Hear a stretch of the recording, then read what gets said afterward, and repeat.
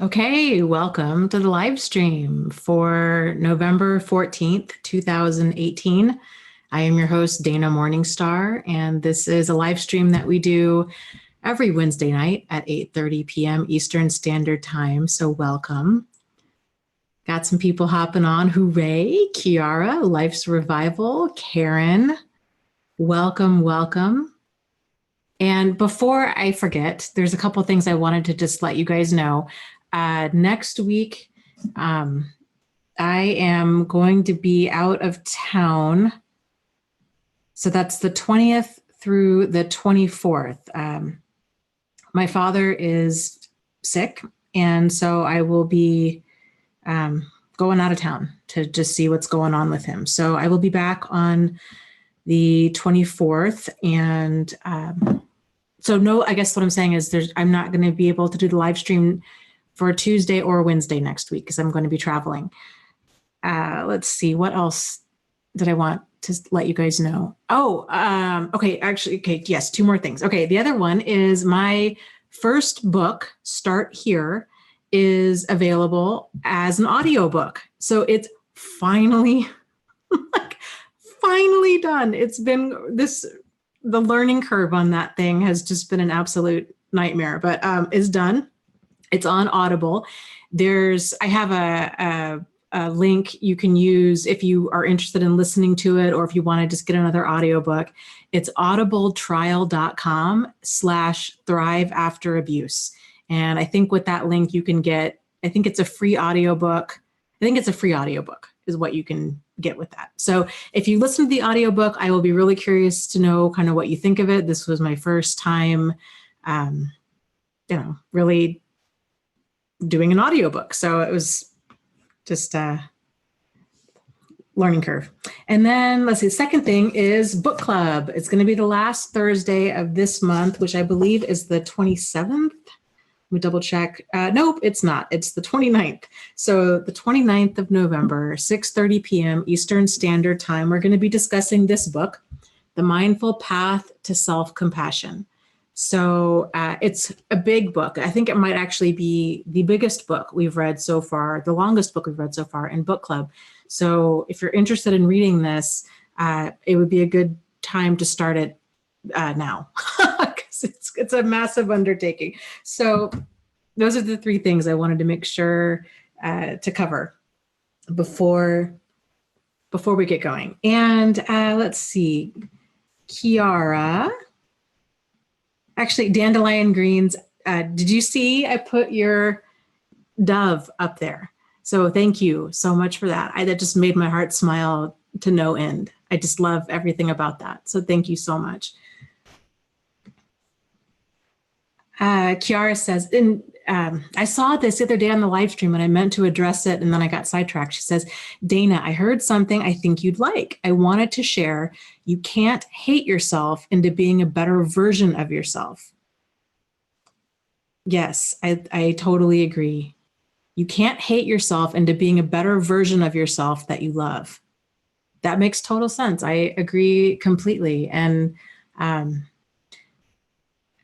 I don't know. There's been a lot of stuff kind of going on with me lately, like just mental health wise, needing to just get myself straight. And I've had all of these major life events going on and it just seems to keep coming. And I'm so glad that we're reading this book, The Mindful Path to Self-Compassion, because I think it's really exactly what I need at this moment. And I think it's been weird. It seems like there's so many people right now, on and off YouTube that are really struggling with anxiety and depression and some major stuff. So, you guys are not alone in that if that's what you're going through too.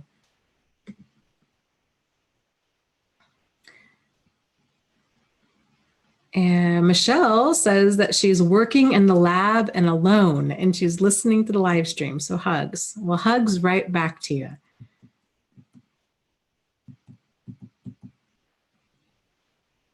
Slavic Princess, great. She says, as long as you're willing to be as authentic as possible with yourself, healing will occur.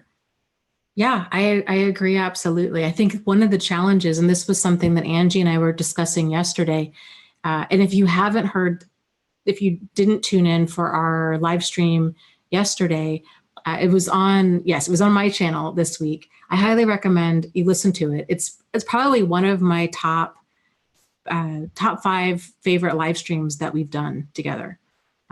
She, like, I don't know. She just was, she's always full of great feedback and information, but man, I feel like all of the questions, it was everything. It was like her responses and the questions from the community and just the discussion in general was, I just really, really enjoyed it.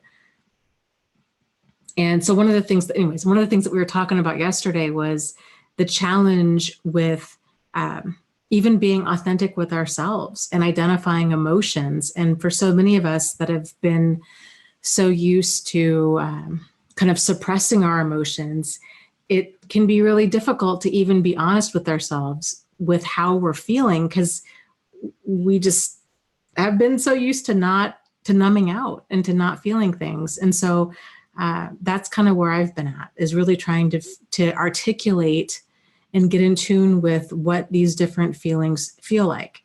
And yeah, so there's just, personal growth, you know. Eyes to See says, what was the name of the book? My book that's on as an audiobook is called Start Here. And you can find it on pretty much any major retailer. So Audible, I think Google Play, like anywhere out there. The link to that is audibletrial.com/thrive after abuse if you're looking for a free ebook. I think you have to sign up for a trial. It's like a 30-day free trial and you get an ebook and then, or an audiobook, and then they bill you. So just kind of a heads up. If that's not something you're into, then just heads up. But the book club book, if that's what you're asking, is The Mindful Path to Self-Compassion by Christopher Germer. So good book so far. And let's see here. Let me scroll up.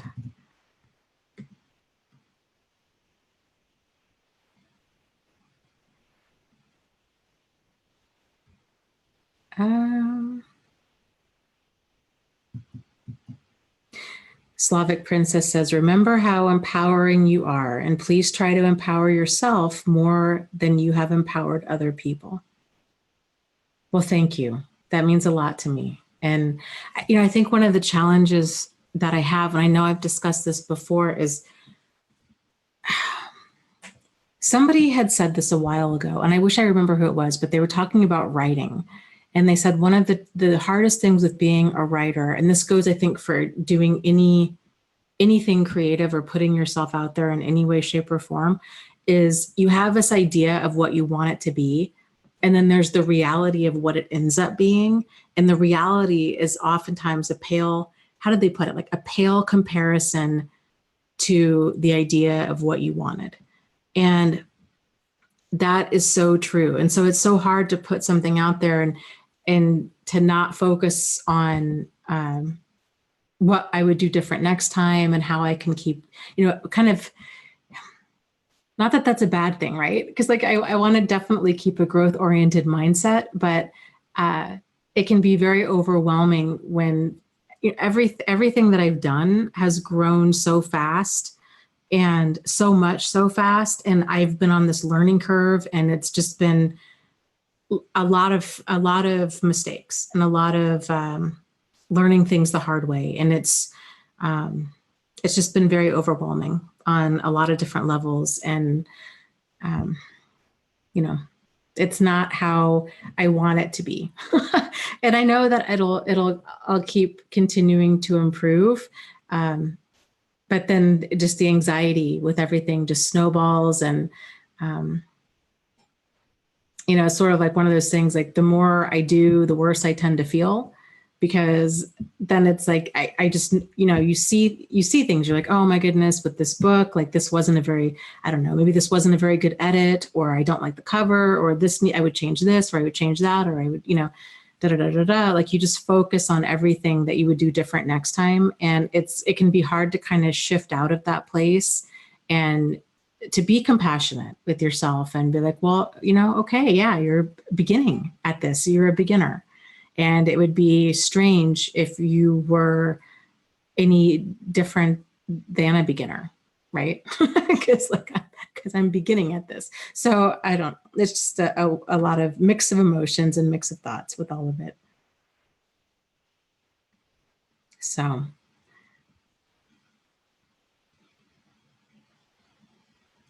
Azrina says, I'm struggling. So we'll just shift gears and go back and go into the questions here. Azrina says, I'm struggling with no contact. This is the 4th day. I keep telling myself to go back. Been together 20 plus years, intimate for 2. I thought he was my true friend. Well, I don't know if you've heard me talk about this before, but I highly recommend that you write down a list of all of the reasons as to why you need to stay gone. Like, why did you leave this relationship and what about it was toxic for you? And when you do write all that down, write it in bullet point format and maybe even title it For When You Miss Him. And so when you're having this feeling of wanting to go back, you get that list out and you reread it and you remind yourself of, this is why this isn't healthy for me. And you're only a few days out. That's the hardest. The first month, really, I would say, is the most difficult. And it can be a lot like breaking an addiction. So it can help to kind of plan for cravings, plan for that nostalgia, plan for you to minimize and to try to justify things and think, well, maybe this time, if I went back, maybe things would be different. To kind of plan for all of that, as well as staying busy really helps. And I'm a big fan of the website meetup.com. It's not a dating site. It's a great way to get out there and meet people and to do fun new things. And one of my favorite things about that website is it helps our brain to just realize that there is life after this, that there are other people out there, that you still can have fun, like that there's things going on outside of all of this pain and all of this sadness that you're experiencing right now.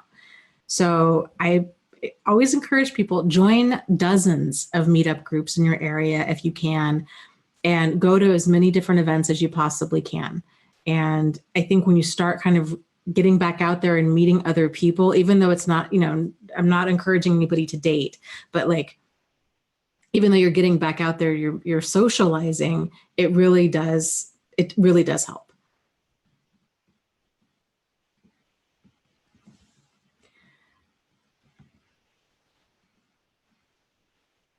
Yeah, Ali says, one day you learn that if you stay away and don't look back, you will look at it as 23 years you can't get back. So live and love the rest of the years you have left. You deserve to be happy. Yeah, it can be difficult staying away from these relationships, but it's difficult. It's harder to stay in them. I really believe that. Let's see, Kiara says, Dana, I have a busy bee trait. I always have to have projects and keep busy or I get depressed. But since I've been recovering, having the energy to do so has been hard. How do we stay busy and not slip off? Well, oh gosh, I don't know if I'm the best person to even be answering this because I'm the exact same way. And I think a lot of that kind of busy bee trait is partly anxiety fueled, and it's part of a way of escaping and avoiding dealing with other unpleasant emotions. And it kind of sounds like that might be something for you to explore as well, because if you're getting depressed when you're not busy, then kind of why is that? Kind of what's surfacing when you're still. And so I don't know. This is kind of where I'm at with my life, of like really fully realizing like I've got to slow things down because I'm taking on so much that I'm not doing any of it well. And it's a really stressful way to live, to just continually just live off of a to-do list. And it's, life's so much more than that. And so, yeah, I don't know. I'll be curious to know kind of what you come up with as far as balancing the busyness and the enjoyment and exploring that depression that tends to surface when you are still.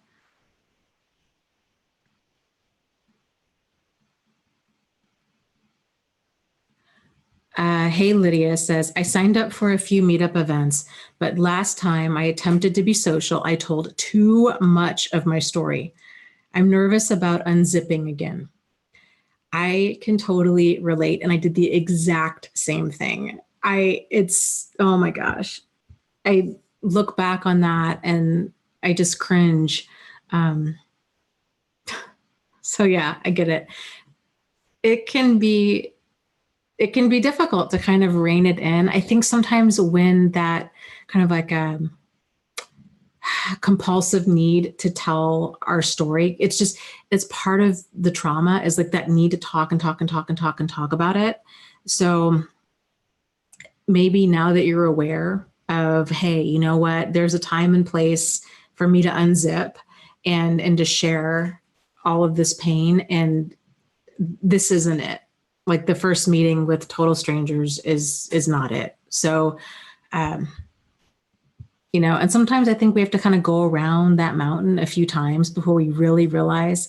I mean, it took me quite a few times of doing that to realize that that was a problem, for starters, and that I could do something different, because it did feel so compulsive. It just felt like turning on a fire hose. If anybody even remotely asked about my past, and really it was, I just needed to talk about it. So if that's kind of what's going on with you, then maybe if you're seeing a therapist, I would talk about that. I would say, this is what's going on. I'm feeling this compulsive need to talk about things. You could, if you're not seeing a therapist, that might be something that you're interested in doing. If that doesn't interest you, maybe even just turning on the voice memos on your phone and just get it out of your system and telling your story. And it takes a while for our brain to shift gears and starting to relate. It's like if somebody has, if they've been in a really bad car accident or a house fire, like I was, or you have a broken leg, it's at the forefront of your mind, and it just finds its way into a lot of conversations. I noticed that about me the other day with the house fire.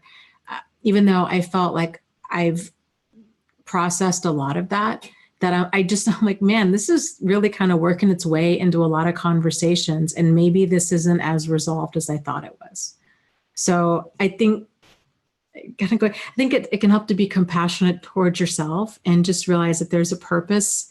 This kind of behavior is you're trying to meet a need at some sort of level. And oftentimes it's the shock and the trauma of a traumatic situation that just needs to get out.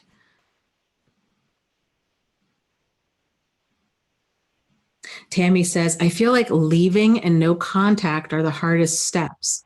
Is that true, or is there more hard things to come? Well,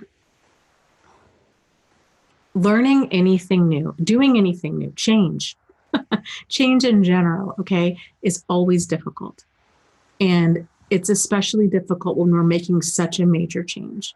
So, but it can help to prepare yourself for it. So yes, leaving is very difficult. No contact is very difficult. Rebuilding your life can be difficult. Learning to relate to other people in different ways. All of these things have their own set of challenges, but you can do it. It helps to prepare yourself as much as possible for it. So like what we were talking about before, about leaving and then realizing, a lot of this is very similar to quitting an addiction. So if you can kind of plan ahead of time, like you're going to have cravings.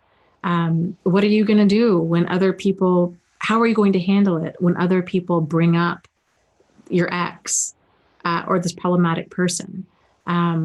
How are you going to respond if you encounter them? I would imagine that probably alcoholics have to kind of think through a lot of the same thing. What are you going to do if somebody just starts bringing up your old drinking days, or the fact that you got a DUI, or that you're now in AA? That kind of stuff knocks a person off balance. So thinking up responses of like, how are you going to handle that? How are you going to handle it if somebody asks you if you want to drink? Or if you go to a party thinking that it's, you know, family gathering and everybody knows that you're not drinking, and they promised no alcohol, but then somebody shows up with a bottle of wine. Like, so do you see what I'm saying? So it's the same kind of stuff, but applying that to leaving an abusive partner. So how are you going to handle it? What are you going to do when those cravings kick in? What are you going to say if you, what are you going to say if you run into them on the street, or if you still have to interact with them? Or how can you best prepare yourself? What kind of support can you get during this time? Who is on your team? Kind of circling your wagons and really getting a feel for like who is emotionally safe, and who, you know, if I have a craving, who can I call, or what can I do?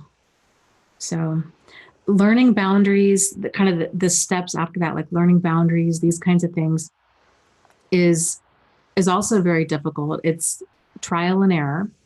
And, but I will say, I feel like all of this just gets easier with time, and there is light after all of this. Like there is another side to this, and it's worth it. It's worth the difficult journey. And the beauty of the internet is that you don't have to walk this journey alone. That's something, if you've tuned into Angie and I's live streams, we talk about this a lot, where it's like when we were going through stuff, there was nothing, or at least nothing that we thought to look up on the internet. And it's so cool because now there's so much. So, you know, there's support groups out there. There's tons of YouTube thousands of YouTube videos about this topic. There's wonderful people and the community in the chat tonight and every live stream. There's so much out there. So just know that, and also not only are you not alone, but pretty much my guess is every way that you're feeling, every ounce of self-doubt, every potential insecurity or piece of overwhelm, or any of the feelings that you're feeling, guilt or relief or anger or rage or sadness or even love, all of those mix of emotions, other people have felt them too. So that's kind of the beauty of all of this, is it can be so difficult to move forward if we're feeling like we're the only ones that struggle with certain things. And, you know, you're not. People ask me all the time, I'll get emails or, I guess mainly, or on Facebook or messages or what have you. And people are always so filled with shame and embarrassment about having certain questions. And it's like, man, I get asked these questions almost every single day. Like, you're so not alone in this. And I get it, because I remember being there, of like, feeling like that you are so alone, and that you don't want to, let others know, like, well, what if nobody else feels this way and I just do, and maybe there's something wrong with me, and, all of that. So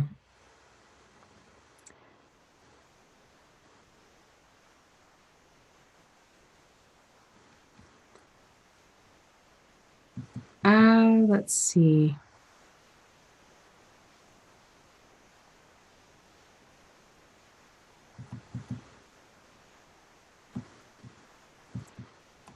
Oh, wow. Yeah. Slavic Princess says, it was a lot like grieving about not giving into my codependent tendencies, like saying goodbye forever to a love addiction. Yeah. Yeah. I like that. Karen says, Dana, I came up with a saying to keep me away from my ex-narcissist. There is no healthy reason to have him in my life at any level ever again. I love that. I love, love, love that. Yes, that's so empowering and strong.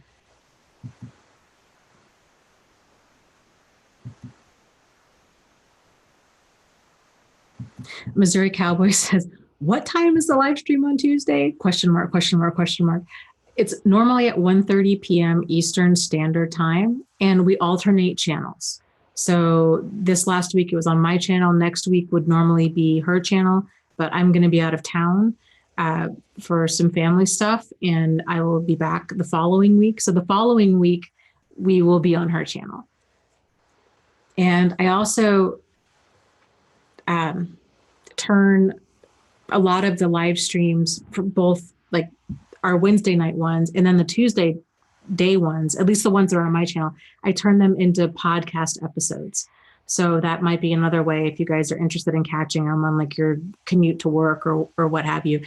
My podcast is called Thrive After Abuse. So just a little something for those who are podcast listeners. Let's see. Get Reels. I'm not going to read this out loud, but can you send me an email about, I guess, oh, actually, I guess I know. I guess I would know who you're talking about. Okay, can you send me an email giving me more details? Dana@thriveafterabuse.com, and let me know what happened. And I do take it seriously. So please let me know. Dana@thriveafterabuse.com.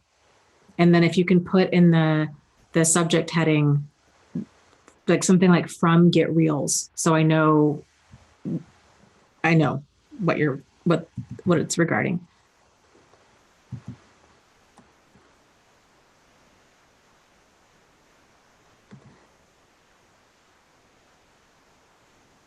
Let's see here.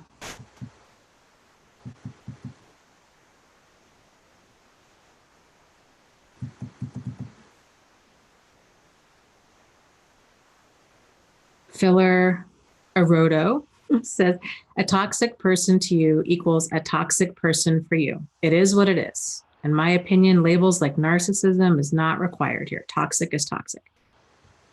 And I agree. Toxic by any other name is still toxic. And I think that's one of, I cover this all the time, so bear with me if you guys are overly familiar with me saying this, but so many people come to this channel or these types of YouTube channels and they start learning about, and I was the same way, like they start learning about narcissism or sociopathy or psychopathy, and everything starts to make sense. And then it's just this realization of, oh my gosh, like not everybody is like me. And the way that I'd been interacting with the world works the vast majority of the time, because the vast majority of people out there are team oriented. They're not pathological liars. They're not exploitative. They don't lack empathy or remorse. And so it's this huge awakening when you realize, oh my gosh, I mistook this person for my soulmate. Like, how did that even happen? Or, you know what I mean? So there's this huge awakening period. And then at some point after that, then it started with a larger awareness of like what manipulative behavior is, like what toxic behavior is in general. And there's so many different like aha moments, like turning points in people's healing. And that's definitely one of them, when you start realizing, oh my gosh, just toxic is toxic, and that's okay. Like, that's okay. That's enough for me to walk away from that. It's definitely enough for me to address it and to be assertive. And there's just so many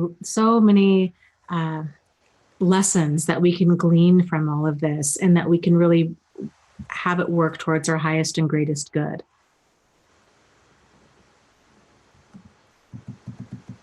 So let's see here. Sam, hi, welcome. Kiara asks, Dana, how do we stop being attracted to chaotic people? I have someone in my life that is toxic, but I'm infatuated with them. How do we stop wanting their validation? How do we break our hypnotization?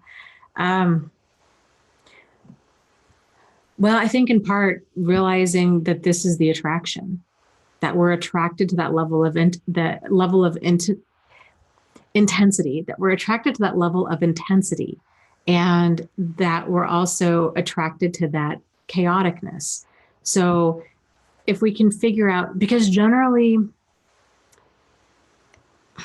I think what we're attracted to in large part, especially if it's not good for us, tends to be meeting some sort of need. And it also sometimes tends to be what we're lacking. So we're kind of seeking to fill this empty emotional bucket that we might have. So if you're really attracted to this kind of on again, off again, like dramatic, that the roller coaster of it all, realizing this might be a sign that I need some more dimension in my life, some things to keep me interested. If you find that you really missed, I don't know, if there was a quality about them that you really missed that was somewhat healthy, like, man, they were really fun, not dramatic and chaotic. They were fun to be around. We liked the same movies. I don't know, the same hobbies. We had really great conversations. Then this might be a sign of, okay, it's time to start maybe cultivating some new friendships and seeking out those traits in healthier people that you can really truly connect with. So kind of the benefit, I think, to realizing, to being attracted to all that chaos is it's a great pointer to what many of our vulnerabilities are.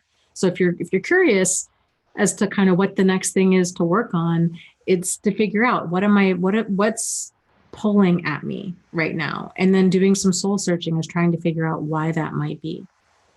So, and I've mentioned this a million times too in the live streams, but for me, it was, I had really felt unloved and unimportant my whole life. And I didn't realize that.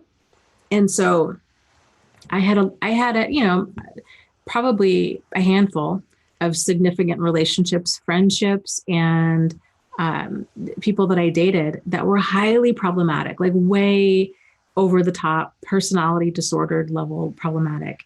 And I didn't see a pattern in that. But then once I realized, oh my gosh, that's what it is. It's that empty bucket, because I fell every time that for that whirlwind, for the love bombing, for all of that stuff, it just pulled me in and I was eager to jump into it. And so once I realized that, it was a lot easier to see this is the fantasy. I kept falling for the fantasy, but the reason I was falling for the fantasy is because I had this empty emotional needs bucket that I needed to get filled. But, trying to get it filled from people that are not capable of anything other than intensity is just going to leave your bucket empty. It just doesn't work. And so learning to fill that in healthier ways of cultivating, more. I had let a lot of my friendships slide, especially after I got married, and then even more when I got divorced. And then, it's just, and it's harder to make friends when you're older and these kinds of things. And so really making an effort of I need to really get back into life and cultivate some healthy, rewarding friendships, and be a better friend and just all of that. And so once I began getting that need met, that pull, now granted, there's been a few times it's still really there, but when it comes up, I try to just see it for what it is of this is just a craving that I have. I need to work on these other areas in my life. So kind of doing some soul searching for you and figuring out, okay, what is the need that I'm looking to meet? And is it I think a lot of times this stuff really does stem back to a lot of, abandonment issues, or just kind of some empty bucket kind of stuff where we're just generally stuff from childhood that we're not even aware has had such an impact on us. And we're kind of walking around with all of these subconscious drivers of our behavior. But once you bring it to light, it's just the game changer.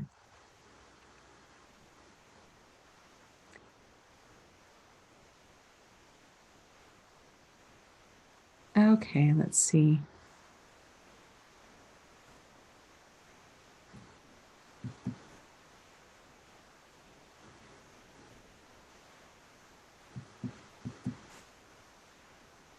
Benjamin says, I certainly noticed a pattern with my empty bucket.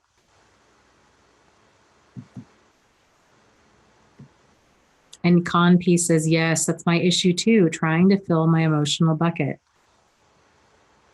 It's very interesting when you start, if you can write down the most problematic people in your life, because odds are there's not just one. You might think there's one. There might be one like way over the top relationship or dynamic that brought you to this channel.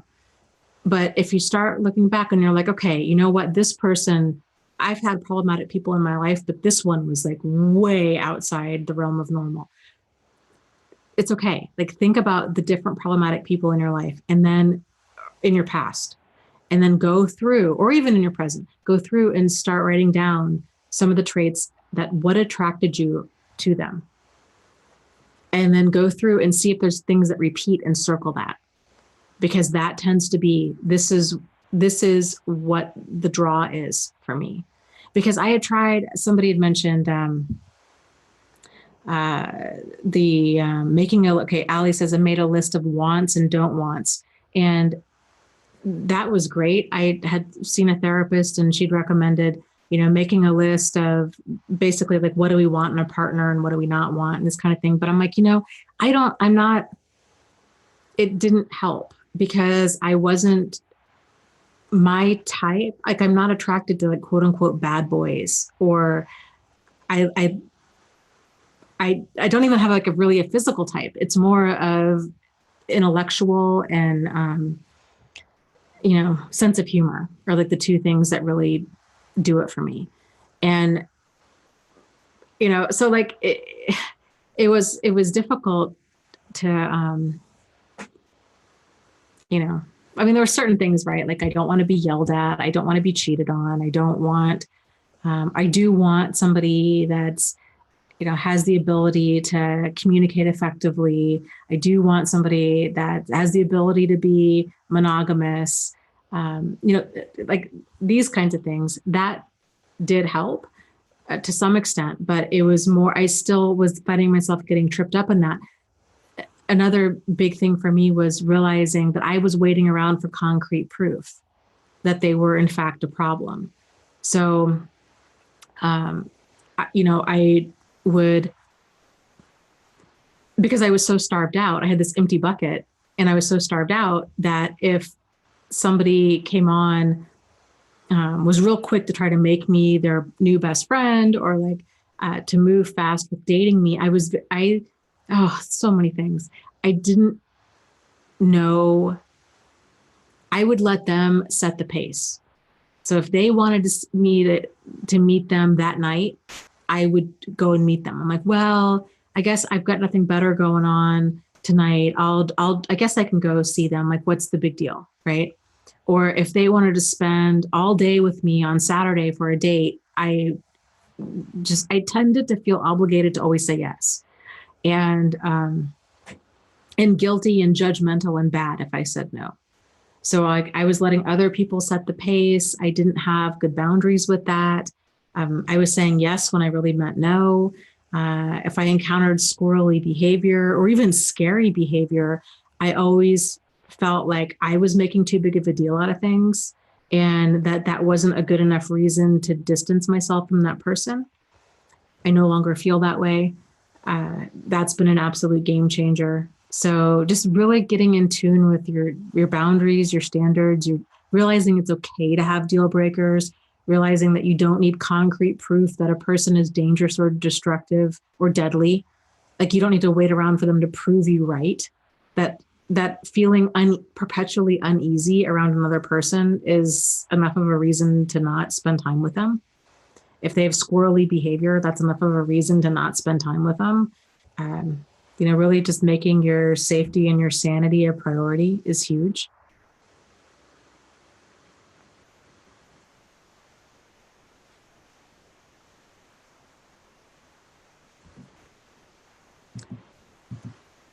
Let's see here.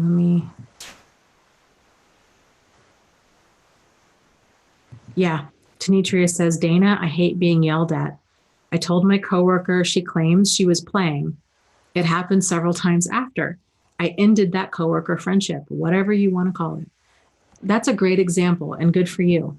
And so this is something else people will often talk about, like, well, what if they don't know? Like, what if they don't know what they're doing and they don't really mean it, right? And so you handled that so beautifully because you're like, this is a big deal for me. You addressed it. And maybe she was really playing, right? But once you addressed it, then it's like, I don't care if you're playing, like, I don't play like that. So that's not cool. And then it keeps happening. So then you kind of realize, okay, she doesn't respect this boundary. This is a big deal for me. We're at an impasse and like, I'm done. I'm done. So that's a really great example.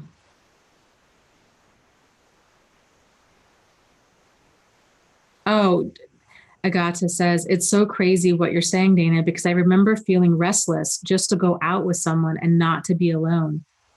I hear you. I mean, you know, it's such a terrible feeling when it's such an overwhelming feeling, especially if you've been in a relationship with that person for any length of time, really for any length of time, because a lot of times we tend to make this person our whole world. And if a person, a lot of us tend to do that. And oftentimes, the manipulator really encourages that. They want us to spend all of their time with them. They don't want us to spend time with any of our other friends or family. They don't like our other friends or family, and they just kind of want us all to themselves. And we want to make them our whole world. And that can really be this perfect storm. And when these relationships end, it can be just this profound sense of loneliness. So yeah, I hear you.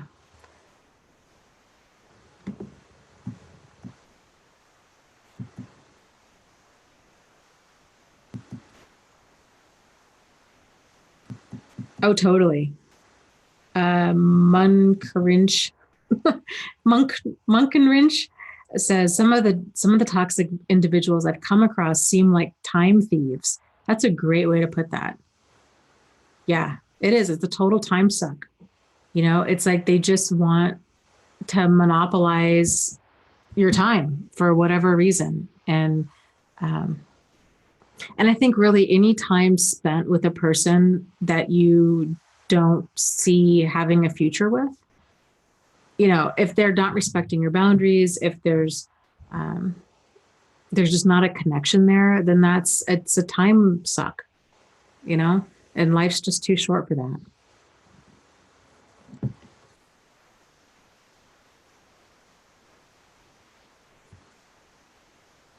Ken says, I'm getting a divorce from my narcissistic wife. What a total nightmare.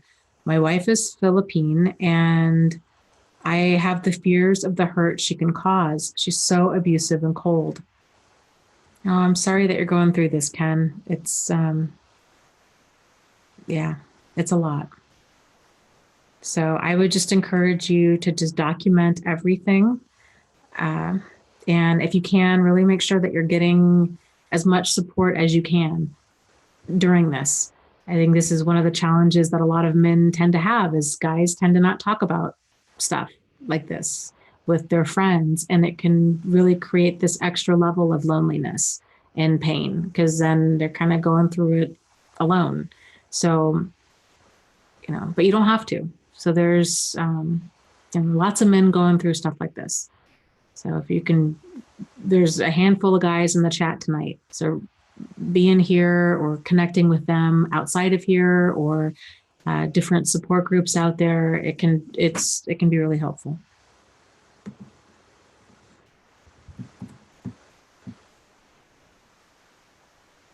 Tammy says, can someone tell me what Meetup is? And is it on Facebook or Google? Sorry for the dumb question. No dumb questions here. Meetup, it's meetup.com. It's a website. So if you just go to Google and then type in meetup.com, it's a free website. It's just a place to literally meet up with people. And so you can type in your city and your state and your country and search. There's all kinds of groups out there. There's photography, there's outdoor outdoor lovers. There's, people that love to go out to dinner together. Sometimes there are dating groups out there. I'm always a fan of people kind of waiting to date, wait till you heal to start dating. But bowling groups and just all kinds of groups. And it can just be a really fun way, but trivia groups, movie groups, you name it. And it's really come a long way in the past. I was on it, gosh, like 7 years ago. And it was a little difficult back then to find groups, and it's just exploded. Like there's just groups everywhere. So it's a great way just to meet some new people based off of hobbies that you like to do.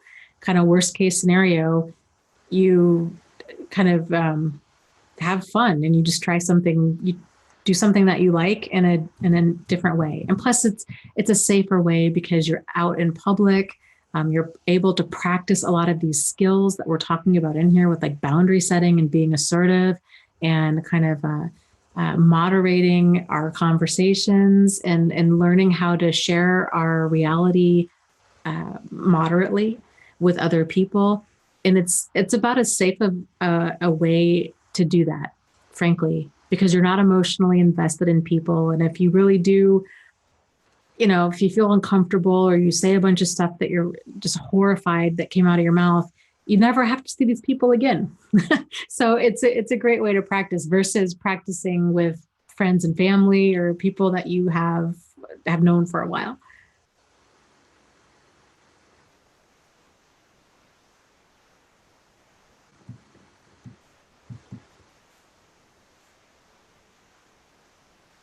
Kaylee says, I broke no contact and I feel like a freaking idiot. Please help. Well, you're not a freaking idiot. You are human, and breaking contact is one of those things where, sometimes we just have to go around that mountain a few times and just touch that hot stove a few times to make sure that it's going to burn us. And as long as you're learning the lesson in that this is a hot stove, this is not good for me, this only causes pain. If you've learned that lesson, then it's not a mistake. So it's okay. You're normal, you're human. So this is understanding abuse and manipulation, all of this. It's really difficult for normal, decent people to fully understand. And it's very common and understandable that a person's going to try to make sense of it and try to hold on to hope that maybe things can work out. Maybe if I did things a little differently, or, to just hold on to the hope, thinking that you can make this work, thinking that any reasonable person is going to actually want to make a relationship work, not realizing that there's people out there that don't attach to other people. They don't want to attach to other people. They don't know how to interact effectively with others. They have a very domination-driven mindset, and they just seek to create conflict and to crazy make. And it's this ongoing power struggles and control over every little thing. It's just, there's nothing there. It's a mirage. So, it's just takes a little while for us to see.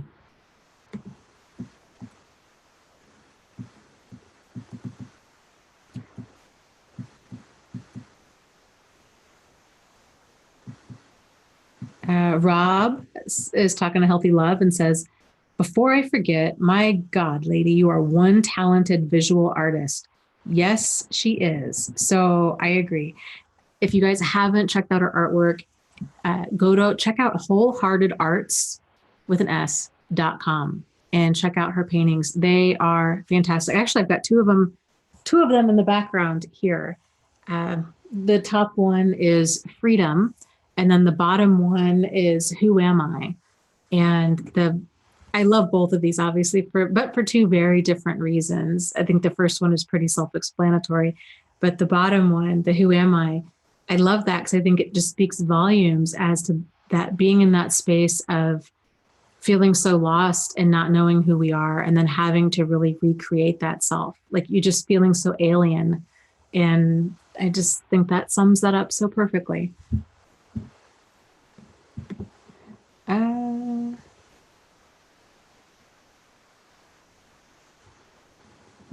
let's see here.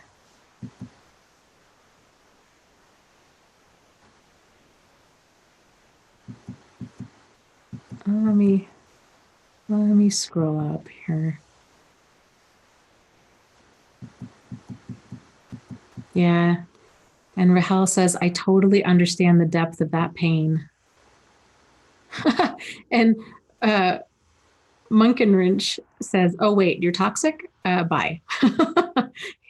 Yeah, that's pretty much it. It's just knowing. I mean, it's just knowing like what drains you and what nourishes you. It really just boils down to that. And moving more towards what nourishes you. And then when you're doing a lot of that, then taking some time to examine why do these certain things drain you? Because that's where I think a lot of self-exploration and understanding our vulnerabilities and kind of understanding all of these pieces of us come into play. Like there's a lot that can be gained from exploring that.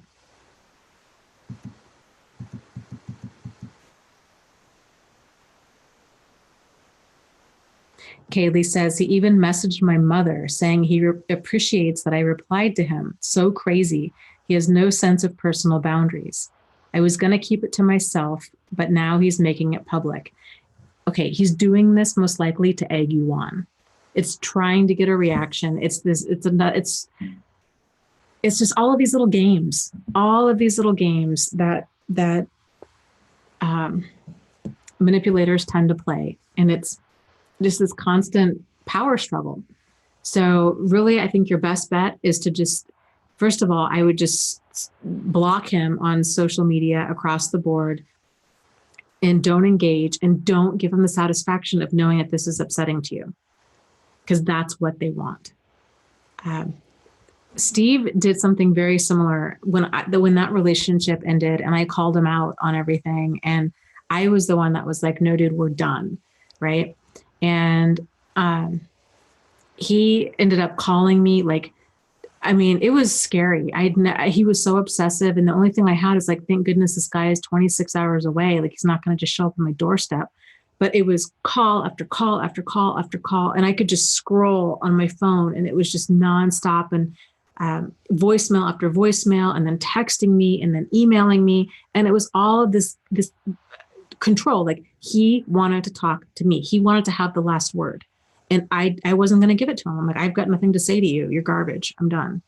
And then he sent me a message saying like, don't make me call your parents. And that's exactly what he did. And I got a hold of my dad and I said, just let it go to voicemail. Like, do not engage with him. He's a total liar with everything. And it's just, please don't give him the satisfaction. Well, I didn't get a hold of my mom, and she answered the phone. And so he had told her, he's like, please just tell Dana to check her email. And my mom had said something like, well, I can't make her do anything. She's an adult. But she didn't know like 90% of the stuff that went on. And so she was, in my opinion, like overly civil to him, which really still kind of digs at me. But he ended that conversation and felt like he won. And that still digs at me, but it is what it is. He's a loser. Like he's never going to win at anything. It's all of these small games, like slow clap, like congratulations. Like you got you're these pathetic games that you play. Like you're ruining your own life for what? So I get it. It's frustrating, but don't engage. Don't give them the satisfaction.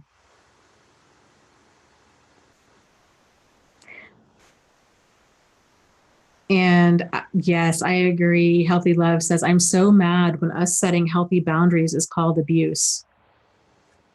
Yeah, I agree completely. I expect it from abusers, but where it still to this day knocks me off guard when like quote unquote normal people say stuff like that. Like, and maybe not even, they don't might not even call it abuse, but they'll talk about how mean it is or how selfish it is. And there was a comment that I got the other day on YouTube where a gal had said, she'd been married for a very long time, and her been divorced for 4 years, I believe. Been divorced for 4 years, and her ex-husband, and part of me is like, is he even telling the truth? But her ex-husband had said that he has stage 4 cancer, and so he's not doing well, and so she moved him back into the house to take care of him. And she's like, everybody tells me that I'm doing the right thing. It's been like a week now, and her anxiety is through the roof. And my first thought when I read that was, your friends, like, a lot of people have really screwed up boundaries because they don't think that this is the right thing at all. It's outrageous to bring an abusive person under our roof ever, under any circumstance. And I used to, early in my nursing days, I was a hospice nurse, and there's no way I would ever now even take a good friend and be like, you know what, you've got stage 4 cancer, come live with me. I'll take care of you 24/7. I wouldn't even do that for somebody that I totally loved. And let me just clarify this. Even if I totally loved them, it's because it's too much. It's too much. If I had them come move in with me, I would need hospice in there as well. Like, it's too much for one person to take care of a person that's completely dependent upon them like that, and all of the emotional stuff on top of it. It's just too much, even if you're trained to do it. And even if you enjoy doing that, and that you're thankful and grateful that you can be there for a person in their final days or months even. But you need to be able to know, like, where are my limits with this, and what kind of support am I going to need through this? Because it's intense. And I agree. Missouri Cowboy says, listen when people tell you what they are. If setting appropriate boundaries is mean or not nice, then what are they telling us? And I agree. And Healthy Love, you're right. She says, I get it. I went through it too. People think I'm radical. I give people 3 chances and then I am done. Some people only get 1 chance because they just seem not healthy. And yeah, I'm with you. If it seems like if they violated a boundary, and just like Tanitria was saying, I think that was such a great way to do it. This person is acting in a way that they don't have any problem with it, but you bring it up and it continues to happen, then you realize, like, they don't care. They're not going to stop.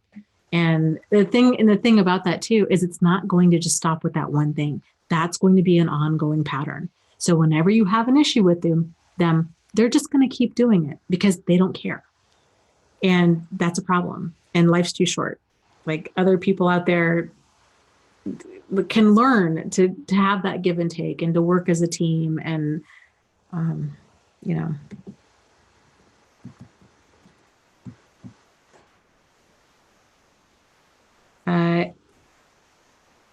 Survival says, Dana, thank you for talking about boundaries with sick people.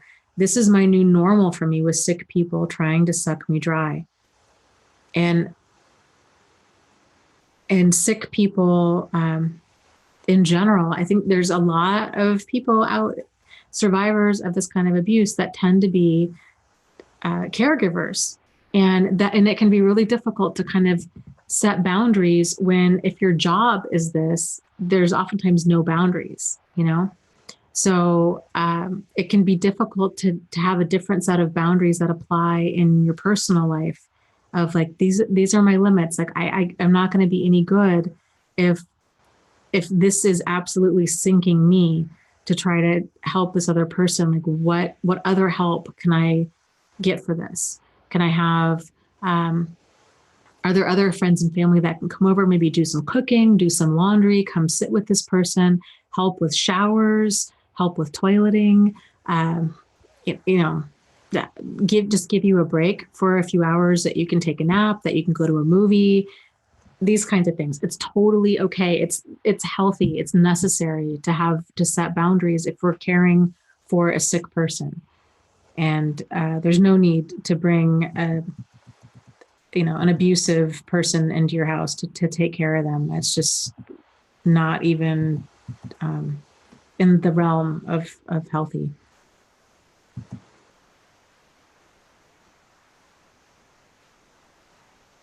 Kiara says, I was called controlling because I set a boundary with someone who was 2 hours late for a date. They stood me up and got mad when I held them accountable. And she said I was controlling. Yeah. And then there you go.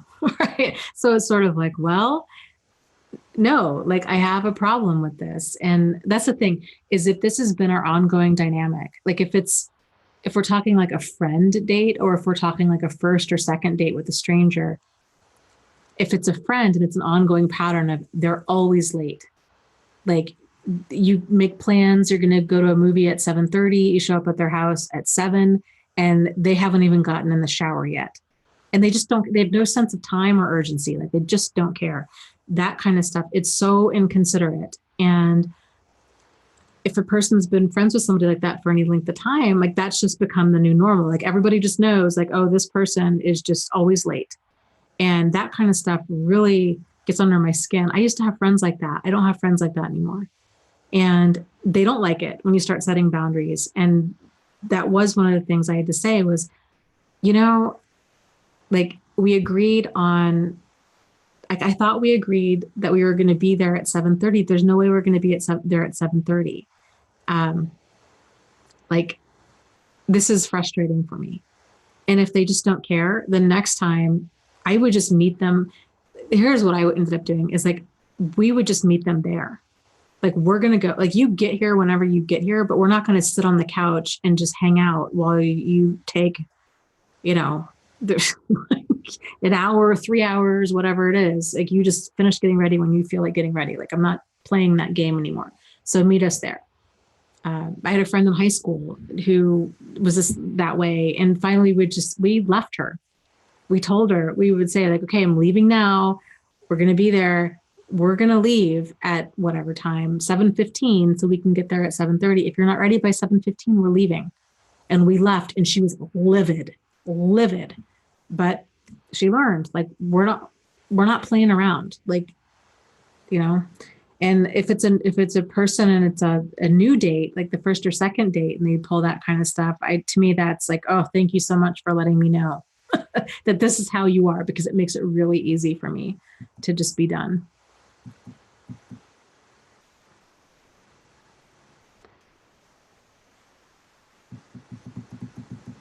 Okay, let's see here.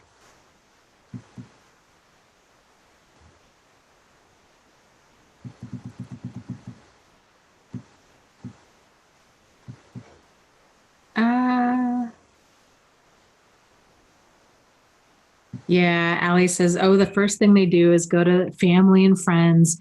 Mine called up domestic violence and told them to release me, that he's the real victim. Yeah. Yep. That's pretty par for the course, and absolutely infuriating and crazy making when they do that. I didn't experience that with the two in my life. But they both thought that they could charm anybody, and they probably could have. So they were shocked. They were shocked when it didn't work on me. Once I saw through it, it was just like, oh my gosh, I can't believe, like I'm laying it on so thick. I'm telling you everything you want to hear. Like, I can't believe you're just going to walk away. Crazy. Crazy.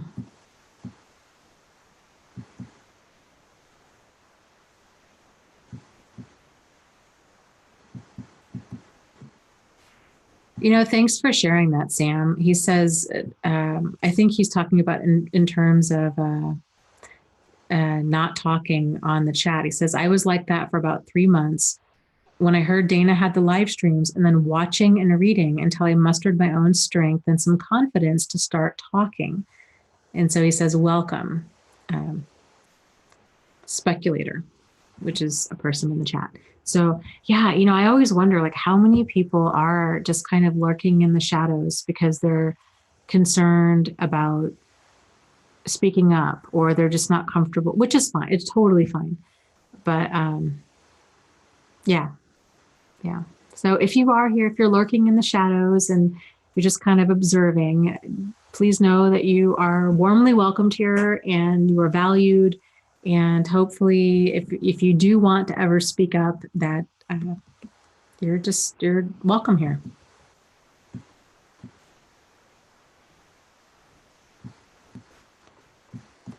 Okay, let me scroll down.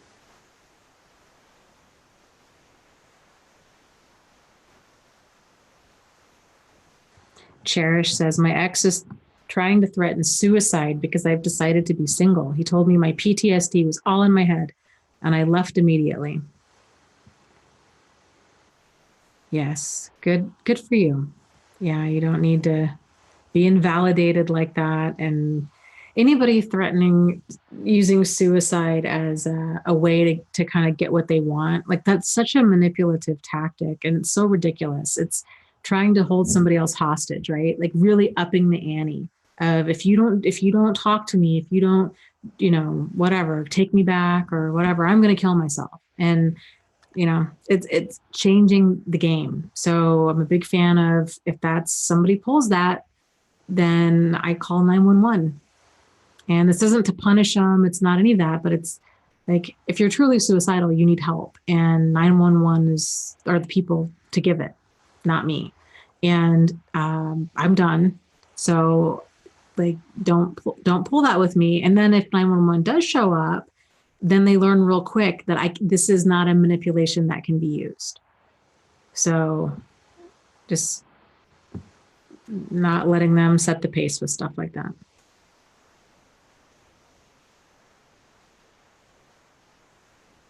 And even with people that I really love and that I care about, if anybody is threatening, not even threatening, if they're hinting about suicide, if you get that vibe that they're unsafe, it's okay. It's okay to call 911 and say, can you please go do a check on this person? Like, they've been saying some things that are really concerning. They're kind of speaking in like a veiled tone. I'm concerned about them. If it's a loved one, if somebody's telling you this in confidence, like, please don't tell my parents, or please don't tell my children, but I'm feeling really suicidal and they feel really low. And if you feel that that's the right thing to do, to call 911 and just have them check on the person, then it's okay to do that. Now, that person might get upset with you, but hopefully they'll understand that it's coming from a place of love and not from a place of, anything other than that.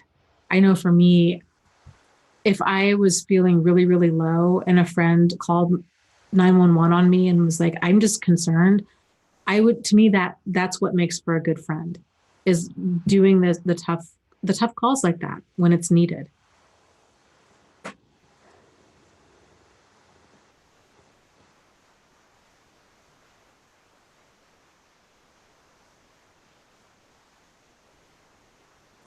Oh, thank you, Miss Hodges. She says, thank you, Dana. I appreciate you doing these talks and questions and comments. I've learned so much.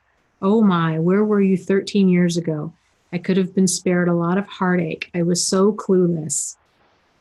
And well, thank you so much I'm so glad that these live streams can make such a huge difference. That's just, the internet is such an amazing thing, isn't it?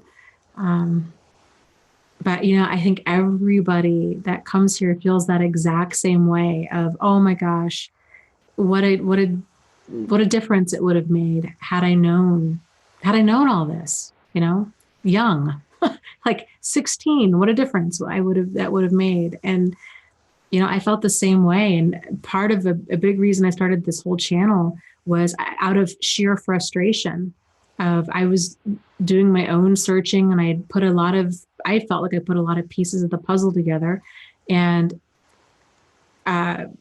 felt like it shouldn't be this difficult. Like, people shouldn't have to spend, thousands or tens of thousands of dollars in therapy and potentially not even get the answers that they're seeking or get the clarity that they're seeking. Or they shouldn't have to spend all of this time, like, putting these, like, the wheel has already been invented. Like, there's people out there that already, Pia Melody and Lisa Romano, and like, there's tons of people out there that have done excellent work on understanding all of this. And then survivors. Like, I feel like so much on my channel radically changed for the better when I began getting feedback from other people that were saying like, well, Dana, what about this? Or what about that? And I was like, what are you talking about? Like, I have no idea. But other people pointing out the next step. And it's just such an evolution of understanding for all of us. So yeah, I'm glad that we can all go down this road together.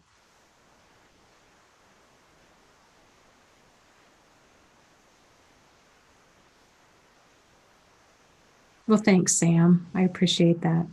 He says, Dana, you've got no idea how grateful me and everyone here are for you bringing your channel to life. And that's one of the things that really does keep me going. I get so overwhelmed and frustrated with my lack of technical knowledge. And there are days where I just get so discouraged and I just want to cry out of sheer frustration of, I see all these other YouTubers doing all these cool things. And I'm like, I just don't know how to do that. And I don't even know how to start to begin to know how to do that. And I was actually talking to Angie about it the other day because she does great, editing and like thumbnails and all kinds of stuff. So at least she helped point me in the right direction. But, it's like, it's just so rewarding to know that even though my channel is not polished and professional and all of that, like that it still makes a difference. And that's what keeps me going. So thank you. Thank you for sharing that.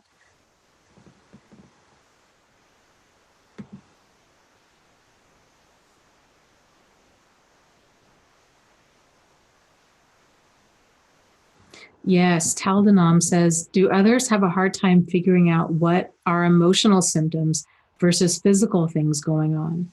I recognize this. It can be hard to distinguish. The brain and body is pretty integrated. So are you talking kind of about like a traumatized response to things versus like actual reality? If so, I'm going to talk about that and then set me straight if that's not what you're talking about, okay? But it can be very difficult for a person to kind of separate out, like, is my response to this situation accurate? Is my response like a trauma response due to my past? Or, is this accurate? And then kind of wanting that, the truth with a capital T, like what's really going on here. And that is its own level of confusing and crazy making. But I will say one thing that's really helped me with that was to realize that I don't need the truth with a capital T, because truth is oftentimes just a matter of perception. I just need to get in tune with my perception of things. So I just need to get in tune with my truth with a lowercase t. So if my truth or my experience of this situation is that this person makes me uncomfortable, right? Or that behavior seems kind of squirrely, then that's all I need to know. I don't need to figure out, did they really intend for it to be squirrely or hurtful? I don't need to try to figure out what's going on in their head. It doesn't matter. All that, it's making that shift to what matters to you. Then that sets you up to be able to respond appropriately. So if and I think it helps to think about, like, odds are you don't feel this way around emotionally safe people. It tends to only be the problematic people in your life. Now, granted, there might be a lot of problematic people in your life. And so you're like, well, actually, I feel this way around quite a few people. Then this is a sign. I would encourage you to distance yourself. Find at least one person that you feel calm around. For me, that person's my brother. Like, I don't second guess his intentions. I don't, we have an awesome communication. He's a good friend of mine. Like, he's my rock. And so he is my constant. He is that person I feel like a constant way around. And I don't feel unhinged, anxious, second guessing, paranoid, depressed, insecure. I don't jealous. Like, I don't feel like any of these feelings around him or like with what he's doing or I don't feel less than. I don't feel bad about myself, like it just feels like it feels good. Like there's calm when I'm around him. Like we just hang out and have great conversations and enjoy each other's company. So realizing, okay, that it's not just you, right? Like that you don't always feel this way around everybody. It just tends to be certain people. That really helps a lot. And then you can kind of transfer that feeling to other people in your life.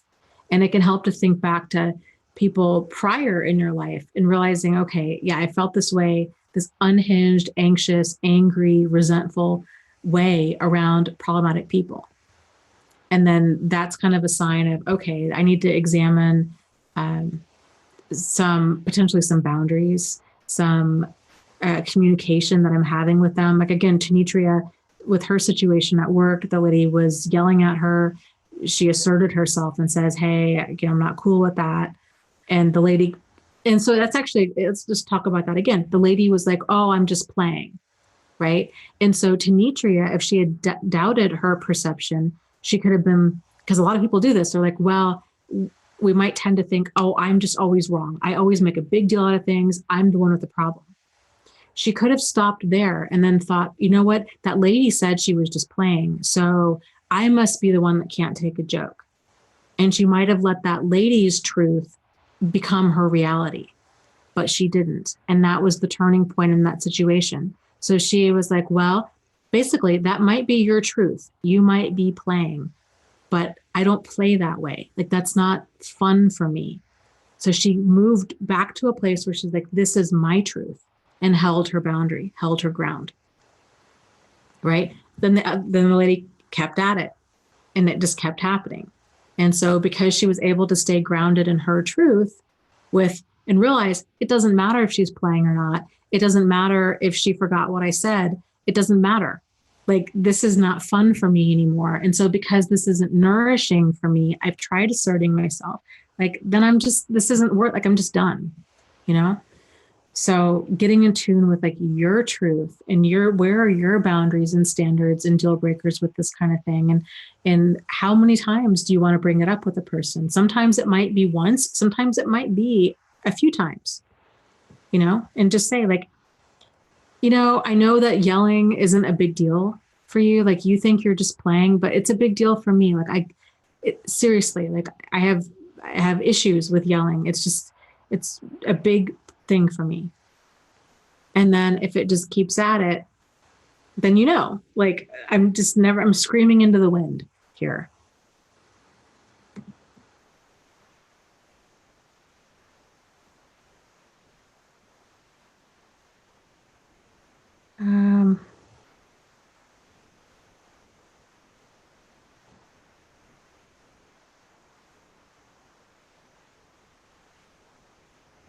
I want to make sure I'm reading your response correctly here.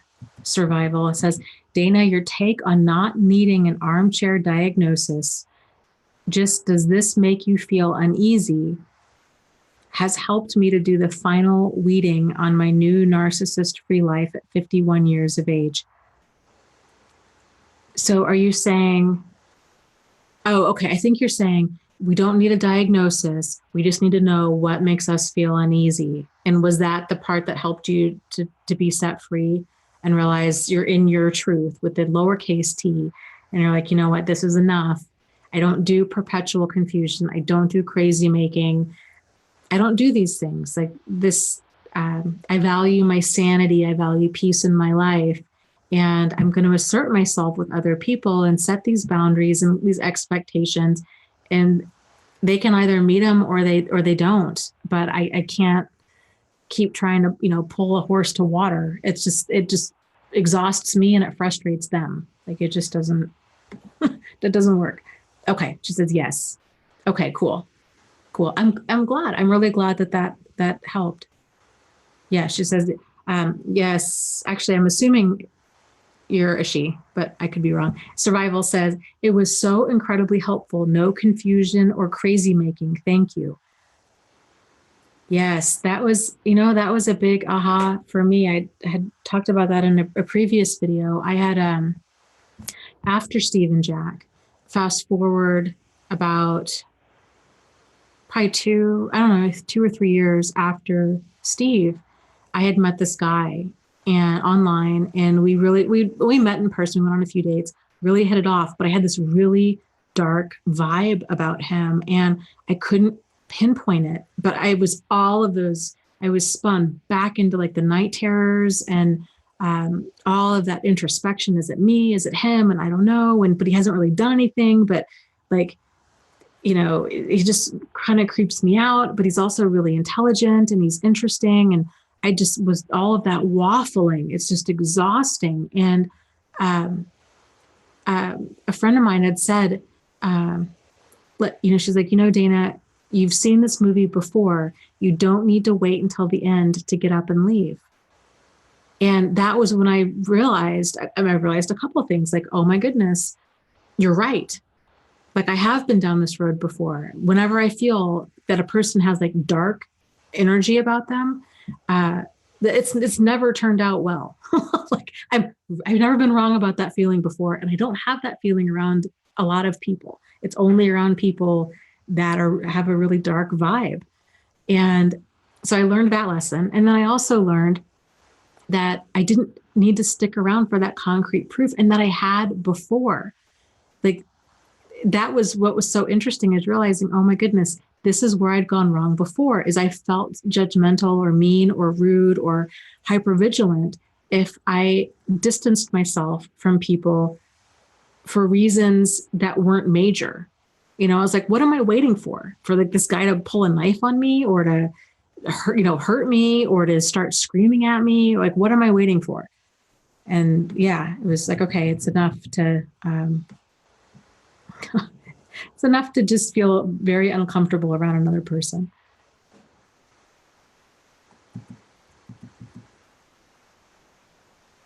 Oh, good. Cherished Angel says, this all resonates so much in my situation.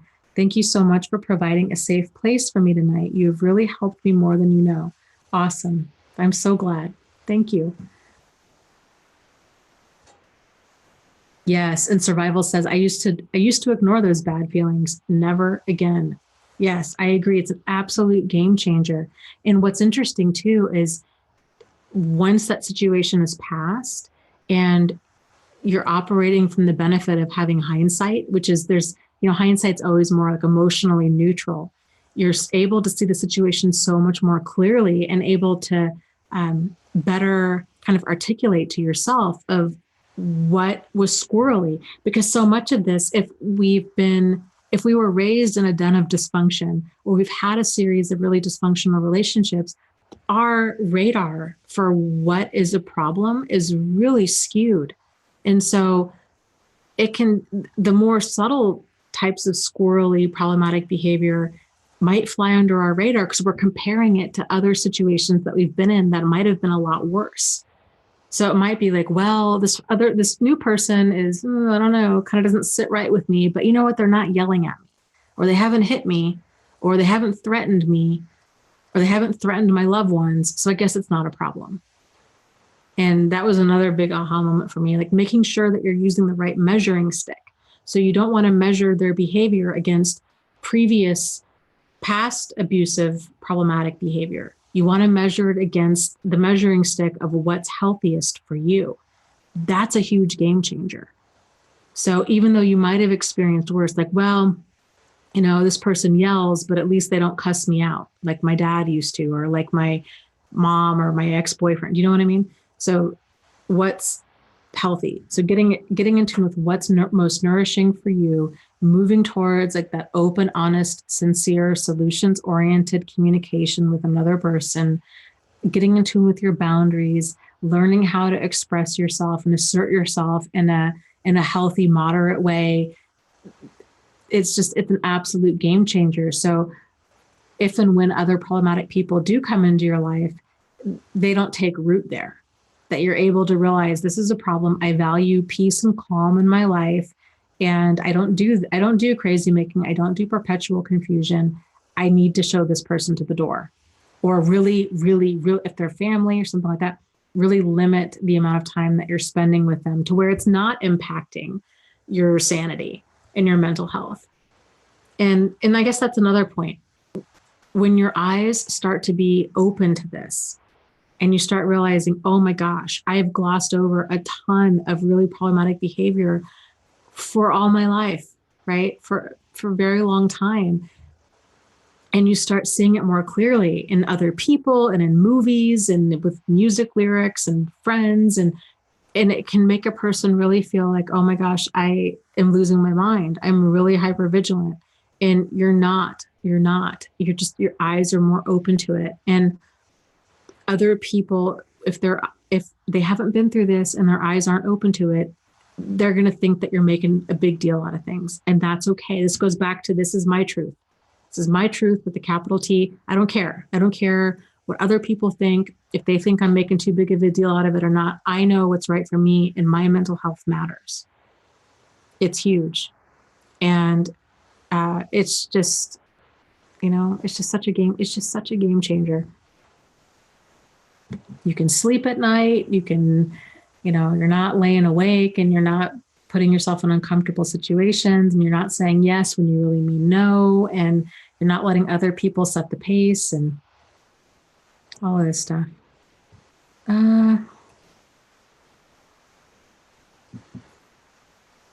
Groovy Sue says, Dana, any tips on how to get unstuck enough to really think about what I want next for me? I'm 56, well into recovery, and able to take my time. I just feel I've hit a wall, is all.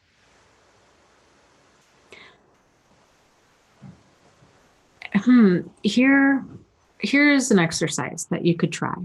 I would just, let me know. I'll be curious to know if this works. If you are a visual person, actually, even if you're not, even if you're not a visual person, I would encourage you, get out a piece of paper and draw a picture of the wall. And then start writing words on that wall of what is that wall.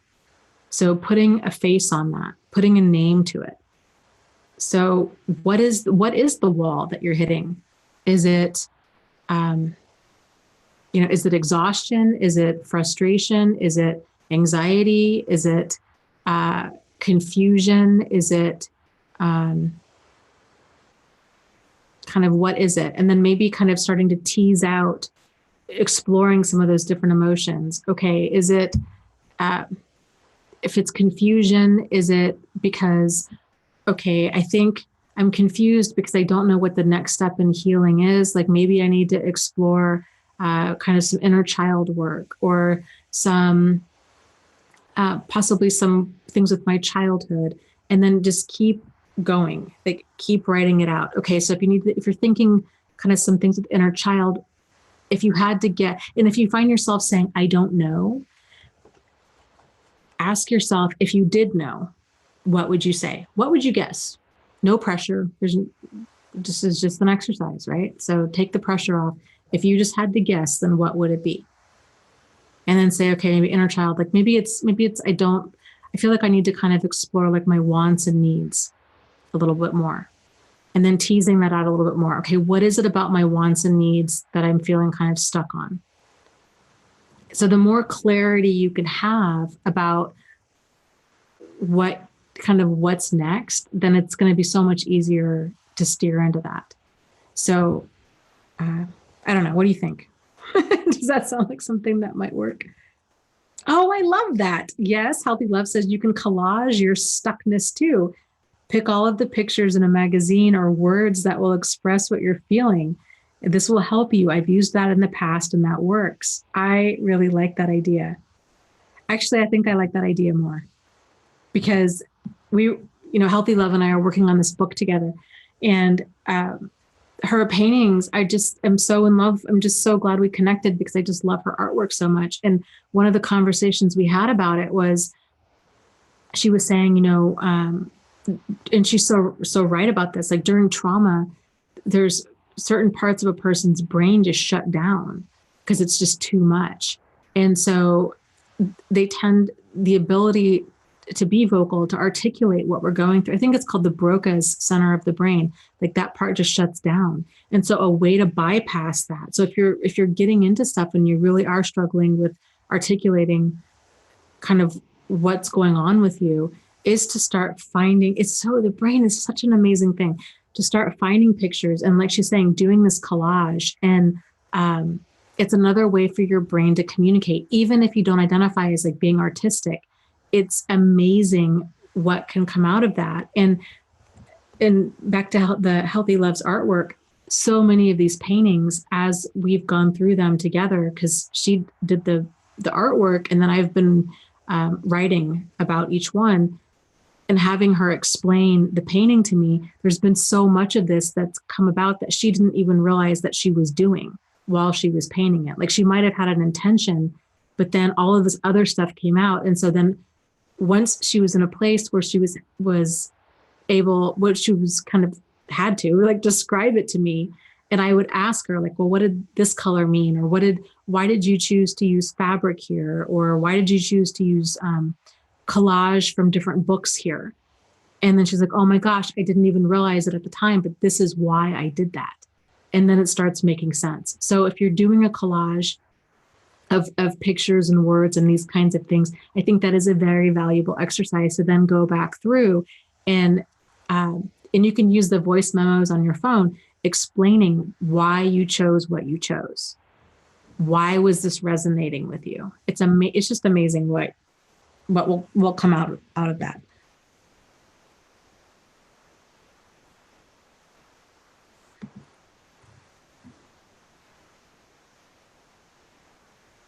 Groovy Sue says, yeah, it's as if I have endless possibilities, yet I can't find a path. Well, I guess, is there anything that's kind of resonating with you or that's kind of pulling towards you? Have you ever done any inner child work, or have you ever read any Pia Mellody books? Because if not, I would start there. That's always a good step. And that's a whole nother rabbit hole to explore. And it's just such a game changer. River says, Dana, I have a question. I work with a crazy making person. She says that she was abused as a child and has PTSD, but she is loud, judgmental, and what she says rings hollow to me. She appears to have great empathy for children, but she snaps at me and points out every mistake I make and will throw me under the bus in front of admin every chance she gets. So my question is, can a codependent who was abused act like this? So I think this is a great example of kind of what we were talking about earlier with kind of some of the limitations with pointers. So what you do know about the situation is that it's toxic for you. And so whether or not she's codependent, like whether or not she's even been abused, whether or not she's saying anything that's even true, like really, truly, none of that even matters for you. It really doesn't. So it's about trying to figure out like what works for you. Where is your truth with the capital T in this?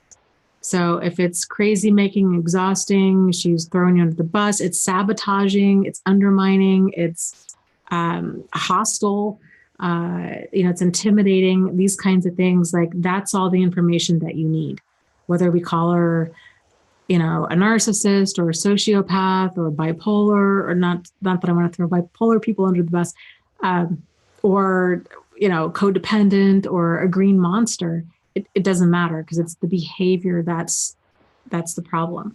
But I will say, to kind of somewhat answer, I really want to make sure that people understand that, because I see a lot of people get caught up with the labels, and they want to know, like, well, Dana, but is this person bipolar? Or are they borderline personality disorder? Or are they codependent? Or are they a narcissist? Like, what is it? What is it? And, they'd have to go in for a diagnosis, first of all. But even if, let's just back up. Even if they were to say they were diagnosed as bipolar, it doesn't give them a free pass to behave any which way. Like, this is why it goes back to you finding your truth. It doesn't matter what's going on with somebody else. Like, it matters what's acceptable for you in your life. So, yeah, but, if everybody out there is at different degrees of like self-awareness and understandings with their own boundaries and standards and appropriate behavior and all of that. And so she could, I mean, she could be abused. A lot of abused people end up becoming abusive, and sometimes they're intentionally abusive and sometimes they're unintentionally abusive because they just never learned how to moderate their behavior and how to interact in a mature way. Pia Melody talks about this in that book, Facing Codependence. And I really, I still need to finish my notes on that. She really covers it so well. And I just love the way that she describes that about for us to learn how to share our reality moderately, because that's a level of maturity that I really don't think most people ever get to, frankly, codependent or otherwise. It's just a skill. It's a skill that's really not taught. So kind of developing that healthy level of maturity is important. And it's also important too, to understand the boundaries part of it all,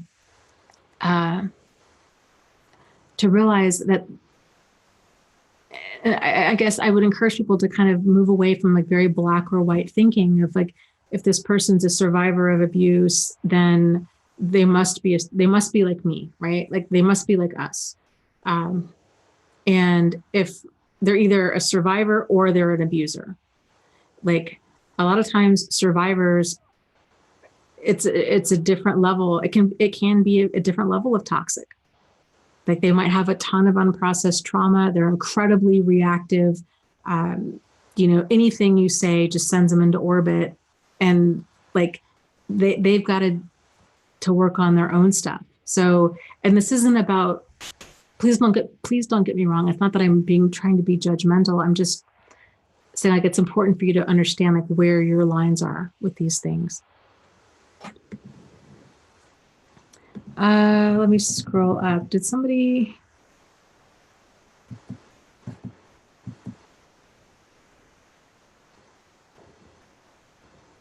Roasted Studios. And I agree. Roasted Studios says abuse is a choice. I agree. It is. But I think a lot of people, if they've grown up in a den of dysfunction, if they lack the level of self-awareness to understand that they have a problematic mindset, there's a lot of really damaged people out there that just feel so entitled to act how they act. And they're like, nope, this is just how I am. I'm just being honest. Right. Or I just got to be me. I got to be myself.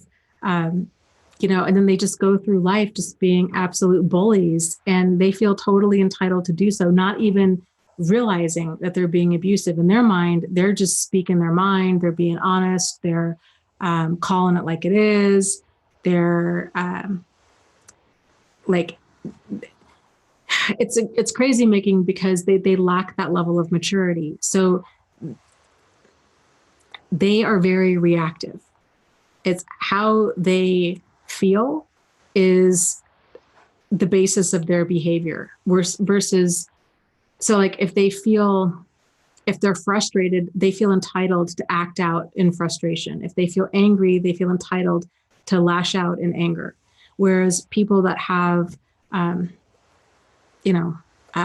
learned, Pia Melody refers to it as like a containment boundary, that have a more developed containment boundary, realize it's okay for me to feel how I feel. I can feel frustrated. I can feel angry. Like that's normal human emotions, but it's not okay to lash out at other people, to take those feelings, my frustration, my anger, put that on other people. Like that's the line. That's when it becomes not okay. And so mature people understand, if I'm feeling this way, I need to go handle this in a more pro-social kind of way.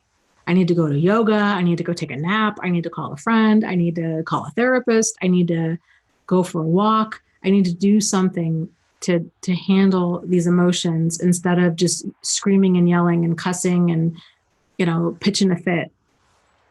So, yeah, I agree. Abuse is a choice.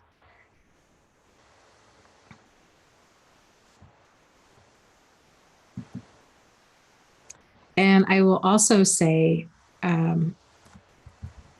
something about this too, because a lot of people, they start going down this rabbit hole of like understanding emotional health and this whole level of self-awareness and a lot of this stuff. And they're like, and they start reflecting on their own behavior. And they're like, oh my goodness, you know what? Actually, like, yikes, I've done some of this stuff. And that can be terrifying. And it can send a person into that part of questioning of, could I possibly be the abuser? Or, and that can be really scary, especially if a person was in an abusive relationship and they were continually being accused of being an abuser. And, it just can send a person to like a really kind of like crazy making place with trying to sort things out. But it's normal for people to come to these kinds of discussions or these types of channels and to see things in their own behavior where they're like, wow, you know what, I've done some of this stuff and this is not okay. And now that it's come to my awareness, like this is stuff that I'm going to work on. And that's good. That means you have a growth mindset. So if anybody's sitting out there wondering or feeling like, oh no, I've done some of these things too. And I didn't realize that I was violating somebody's boundaries. I think, again, back to Nitri's situation, I think that's such a great example. I think there's a lot of us that are like, maybe there's been times where we might have been that coworker who's like, oh, I'm just playing. Like, we just don't even see it's a big deal because in our mind, it's not a big deal. But then realizing this is a boundary for somebody else. Like if we want that person to stay in our life and to be happy, like that there's this give and take. We have to respect the boundary. Right. So it's just this understanding of all of this stuff.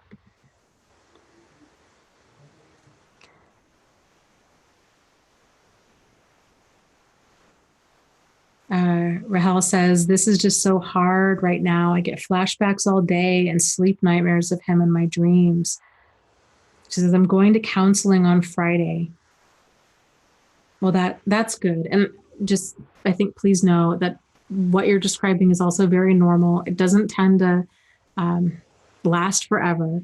The dreams, the night terrors, that kind of stuff, that does settle down in time. It really, really does. And while you're going through all of this, it can really help to just I think, hunker down, just triple up on your self-care and be extra good to yourself right now. And just realize it's that compassion. Like your brain is just trying to sort out everything that happened, and a lot happened.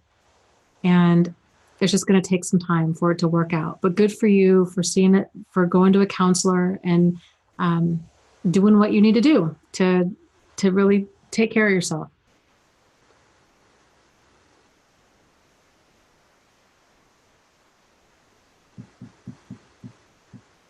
So let me see. Survival says, my abusers could be very kind at times, but it was intermittent reinforcement and it kept me so stuck. And you bring up a really great point because most abusers are not overtly abusive 100% of the time. They don't tend to look like the scary person on a domestic violence poster. They tend to be kind of more multifaceted than that. And that there are oftentimes good times and that they can be enjoyable and that there are certain reasons that a person stays. People oftentimes don't stay in abusive relationships just because out of fear of leaving. They're often staying because there's some positive things about that person as well.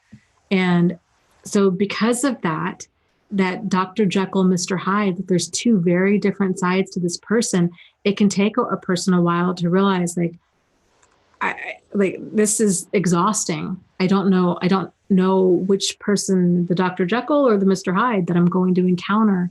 And they finally get to that point where the Mr. Hyde part, I just can't do that anymore. It's just too exhausting and anxiety inducing. But yeah, it's a lot more complicated than I think anybody realize. You have to just live it to understand it, because trying to express this to people that haven't gone through something like this, it just seems like nobody thinks that they would be in an abusive relationship, just like nobody thinks they would be in a cult, just like nobody thinks they'd get tangled up with an online scammer. And yet it happens every day. And then after it happens, people are really confused as to how it happened to them. And because we all think that it wouldn't happen to us. There's a term for this. It's called irrational invincibility. We all think that we'd be able to spot a problematic person or a situation. And most of the time we would be wrong. And that's why it's so important that we're not looking for that concrete proof. Like the dangerous and destructive people out in the world don't often look like Charles Manson. And thank God when they do, because that's a slow pitch, right? Like you see that coming, you're like, okay, I'm out the door. They don't often look like that. They can look like a kindly grandma, or they can come across as a really handsome and charming man. There's just this wide range of, they can be members of your church. They can be next door neighbors. They can be, young, old, black, white, any nationality, any sexual orientation, like you name it. And it's the behavior. So that's another big turning point for a lot of people, is realizing, because a lot of people are like, well, they're like, I'm done with dating. I'm done with dating. I've encountered too much pain with dating. I'm done. And then they're horrified once they realize, oh my gosh, I have actually some friends in my life that are like this, or some coworkers in my life that are like this. And then they start becoming panicked of, what is it? Why are these people so attracted to me? When really the reality is they're just attracted to supply. Like they're attracted to a wide range of people based on what they can get out of them. And it's less about who we are attracting. It's more about kind of how long we let these people stay in our lives.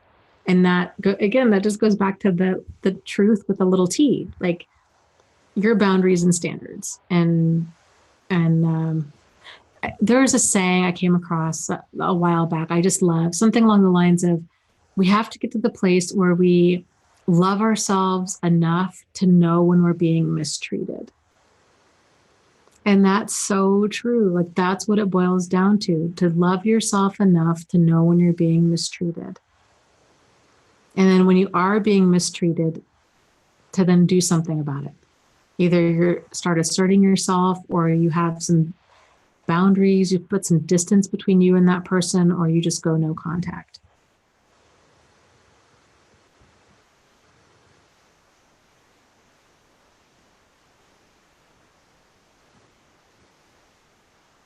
Okay, let's see. Let me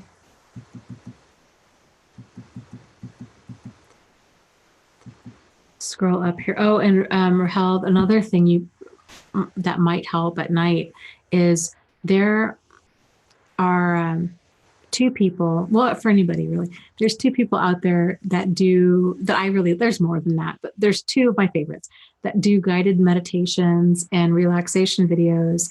The first guy is Jason Stevenson. And the second guy is Michael Seeley. And they're both fantastic. And they have videos that are about, I don't know, an hour or so long. And that can be really just a nice way to kind of wind down the night. And so you might even try, before you go to bed, writing maybe everything that's on your mind, like writing it down, and maybe like a steno pad by your bed, just doing a brain dump, getting it all out of your mind. Anything that's causing you stress or anxiety, getting it out of your brain onto paper. That really does help. Just doing that, just giving it a place to land, so it's not continually just buzzing around in your brain. And then taking time to listen to these YouTube videos, these guided meditation videos, and just being present in the moment and relaxing. And it can just be a nice way to go to bed. So just a thought.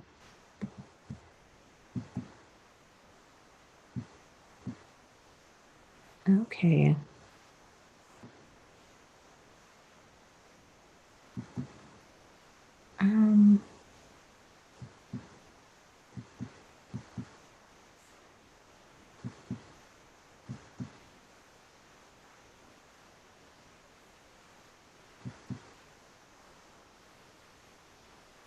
And Survival says those dreams of the abuser, even if they are not abusing you in the dream. The problem with the dreams is that I beat myself up since I couldn't control the dreams for almost a decade. Well, I guess one of the ways I look at it, and I would encourage you guys to think about looking at it in this way too, is, all of this stuff, your body, your brain especially, its primary function is to keep you safe. That's its numbers. Is what you got one job, brain, and that's to keep you safe. And if you realize that, then everything that your brain is coming up with how you behave, how you respond, the stuff that you think about, the nightmares or the dreams in general that you're having, it's all there. It's all there to keep you safe. Even though it feels really problematic and unhealthy, there's a deeper purpose for it. Even in, like our limbic system, like our emotional part of our brain, and our more primitive, like the reptile part of our brain, that stuff is so deep, and it's got millions of years on our prefrontal cortex, which is like our logic and critical thinking part of our brain. So what we understand, what we think we understand, and what we are actually processing are two very different things. And so when this stuff is coming out in dreams, it's just our brain's way of trying to just work through it. And it has to just work through it. And it just comes out in all kinds of really wild ways. I had a dream. So I guess trying to just be compassionate to yourself and understand that these dreams have deeper meanings, and it's not some sort of like, shortcoming within you, or it's not a reflection of you. It's your brain trying to process stuff. I had a really crazy dream last night. I woke up super early this morning, and I had a dream that I really had to go to the bathroom, and I was back in where I lived in New Mexico, which is wild because I haven't thought about that place in many years. I dreamt that I was back there, and I dreamt that I was looking for a place to go to the bathroom, like a toilet. And every single toilet I saw was disgustingly dirty and like outhouse level dirty. And I was like, oh no, like no. And I woke up and I'm like, man, that's so weird. Like, what does that mean? And I actually ended up Googling, like, these certain symbols and dreams. And it was talking about kind of just this need to express all of these different emotions, that there's stuff that just needs to come out, basically. So I thought, oh, how interesting. So we tend to think our dreams are one thing. And actually that representation was completely accurate to like what's been going on in my life lately. And like we tend to think our dreams are one thing, but oftentimes they point to like deeper meaning. So it can be kind of interesting to Google certain things in your dream and just see what, I don't know, different dream dictionaries come up with.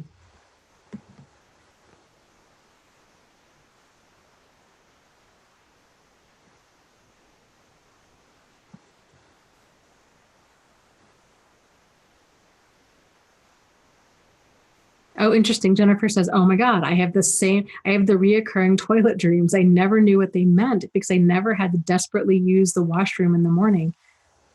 And Blue Moon says, I have that same bathroom dream over and over.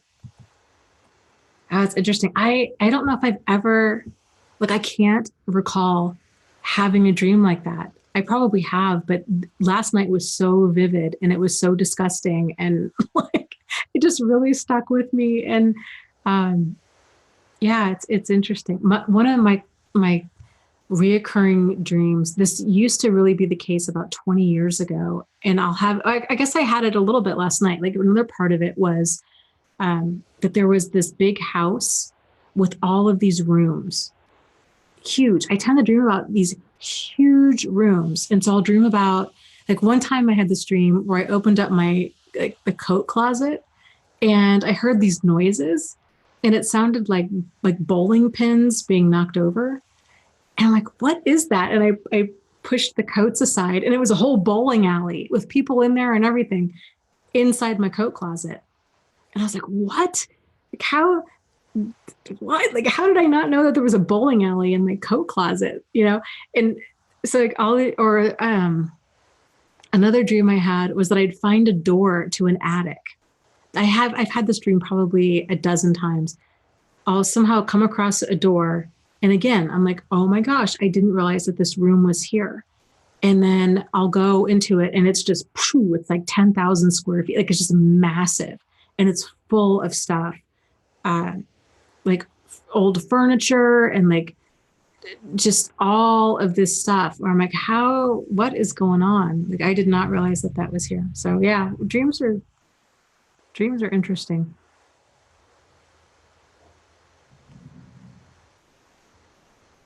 Yes, I agree. Survival says the most disturbing of the dreams was when I would let him back into my life or when I was pursuing him. I used that as a waking deterrent to break my rigid no contact.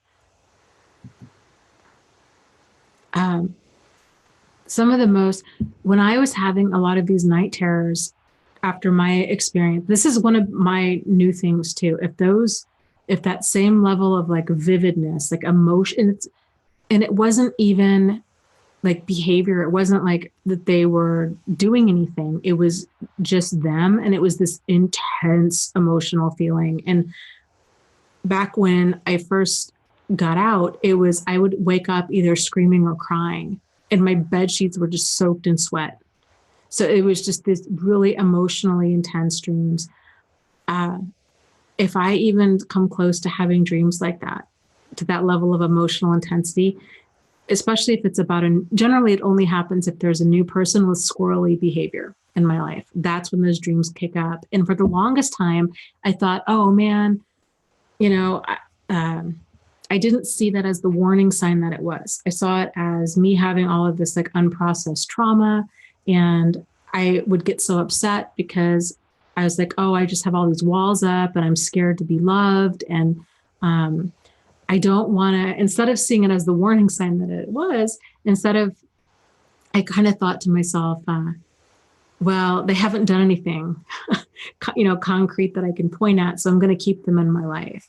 And then sure enough, it would turn out like, oh my God, this is another highly problematic person. So my brain was picking up on it, but my conscious mind wasn't. So I think it can be very telling to really pay attention to the dreams that you're having. Yeah, Rahel says, I've been having night terrors, waking up, crying immediately. Yes, I've had that dream too. She says, I had a dream where my teeth were all coming out when I touched them and they were all cracking up out of my mouth. Yes, I've had that dream a handful of times. It's terrible. Ugh, I forget. I even looked that up once because I'm like, what on earth does this mean? And I forget. Let me look it up because it was something like totally random. Dream about losing teeth. Let's see. Oh, okay. It says meaning is when you lose teeth are typically associated with feelings of powerlessness and a loss of control. And the person even said, I can recall a friend going through a very drawn out divorce, having these like lost tooth type dreams on the regular. That's so interesting.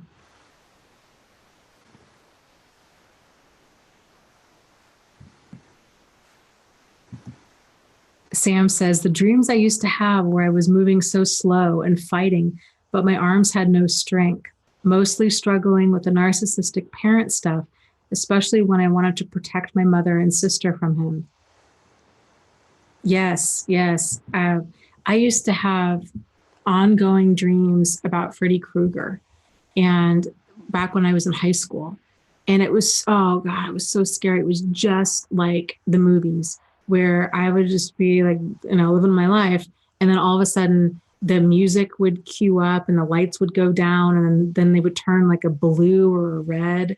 And I knew like Freddie was somewhere there. And I would try to run and I couldn't run, or I'd start running and the stairs would like turn into marshmallows. And or I would try dialing 911 and like the numbers wouldn't dial right. And it was just so anxiety inducing. So yeah, it's wild.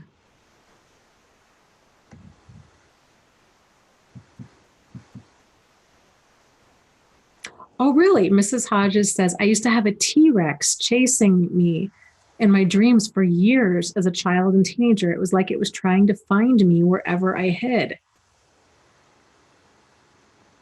Yeah, I wonder. Let's see. Let's look that up. What is T-Rex? Dreaming about a T-Rex dinosaur. Oh, well, this is interesting. It says to dream that you are being chased by a dinosaur indicates that your fears of no longer being, indicates your fears of no longer being needed or useful. Alternatively, being chased by a dinosaur may reflect old issues that are still coming back to haunt you. So that's interesting. So, it could also, an immeasurable or incomparable amount of fear that you do not wish to overcome in waking life, which that makes total sense to me. Or old issues coming back to haunt you. Huh. Yeah, it's interesting. I mean, I always kind of, obviously, like, it's not a hard science, like the dream interpretation stuff, but I think it's so fascinating. And I feel like when you hit upon something, when you read a certain interpretation, it tends to either really resonate with you or it doesn't. And then when it does, that can really open another door of like, oh, that's really interesting. I guess I can kind of see why I had that dream now. And then you can explore that new area of like, what's that about,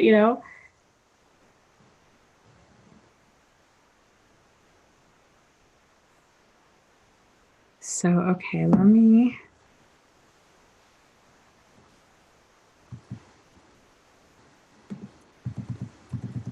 Gigi says, how about dreams that are, oh, yikes, that are visits from those whom have passed?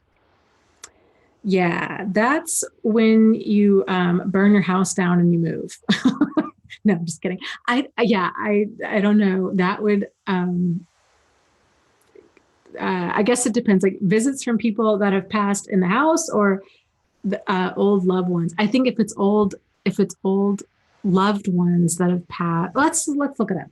Let's look it up. Dreams about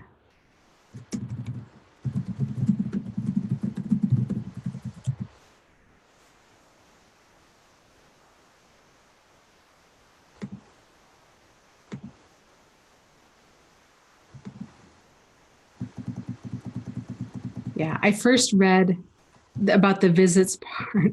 I was thinking about ghosts, like you were dreaming about spirits, and that's why I said you got to burn the house down and just go. but no, dreaming about deceased people. I think it says it can be a good omen in case if you dream about a dead person that comes back to life, it may mean something lost will soon return, like money or a thing or even social status. And I think sometimes to those dreams, if we cared about she said the visits are usually family or friends, positive, warm, and living, but they usually say something cryptic but significant. I don't know. I guess I would interpret that as if it's a cherished person to you that's bringing a message to you, I would take that seriously. That there's a part of your brain that's really trying to get through to you. So, like to take this seriously, that this is a message that it's really trying to get across.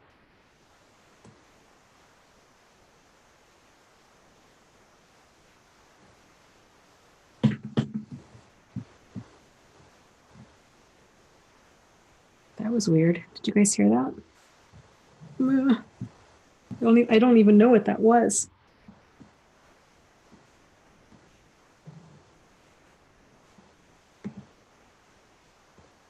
Yeah, that was so weird.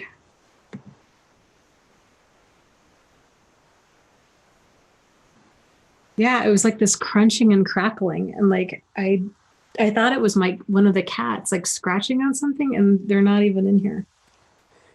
Oh, I don't know. Monka Rich says, burn the house down. Yes, I think I might need to. Oh gosh, over Halloween, I made the mistake of watching what was it, the Haunting of Hill House, that show. Oh my God, why do I do this to myself? I don't know, because at every single episode, I'm like, that's it. I'm not sleeping for a week. Like what, or ever again. And uh, ridiculous.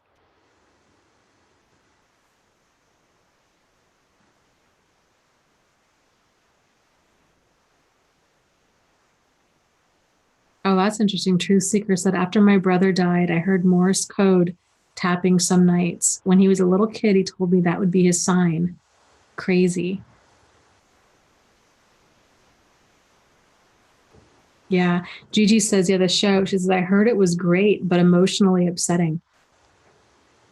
I have to say it was a great show. Like there was a lot of jump scares. Like it, it was legitimately scary in its own right, but they had a nice, interesting twist on it where I won't give too much away, but about kind of the hauntings being representative of potentially like family trauma, like unresolved issues and things going on in the house, which I liked that they used that as a metaphor for those kinds of things.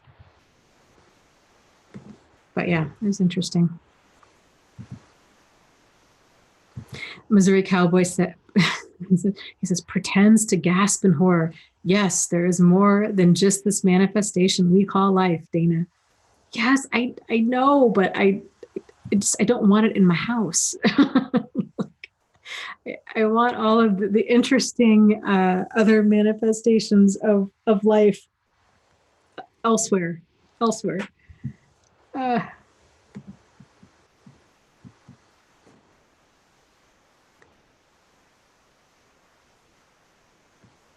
Oh, Gigi says, my friend Emelita passed unexpectedly in March. I miss her every day. I know she is with me, especially as I walk through this divorce. That's awesome. I think sometimes it really can be nice to have the strength of um, people, of loved ones that are on the other side, that are just with us.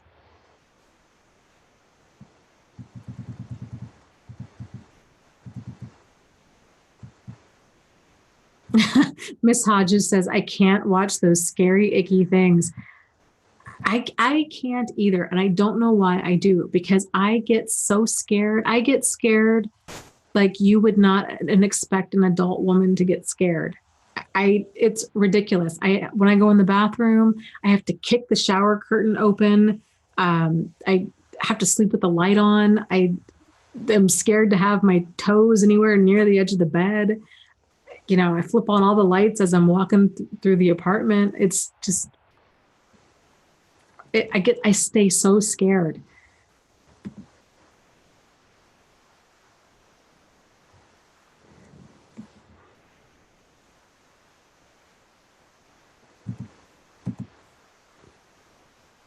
Yeah. Ali says, when you hear knocking, never say come in. Yeah. Yeah. That's probably a good rule of thumb. I don't know. I'm pretty quick to be like, okay, ghosts, burning the house down. Like I'm done. I watch all these horror movies and I'm like, what are you nuts? Like, no, I would be, or, we were watching an episode of Ghost Hunters. They had one that took place here in Michigan.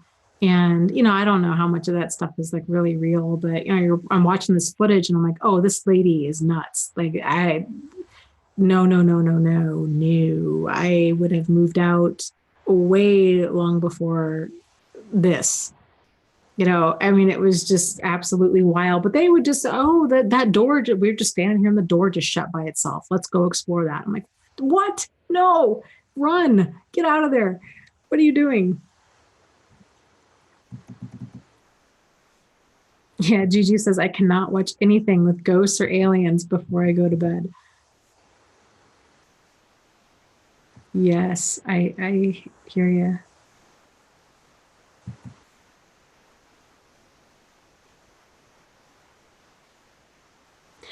I could see that. Nancy says, speaking of dreams earlier, I've been doing Jungian dream work since last year. I found it to be much better for accessing the unconscious mind and changing past conditioning than inner child work. I could totally see that. Is there any specific way that you've been going about doing the Jungian dream work? Uh, is there like a course or a book, or I guess how did you get into that?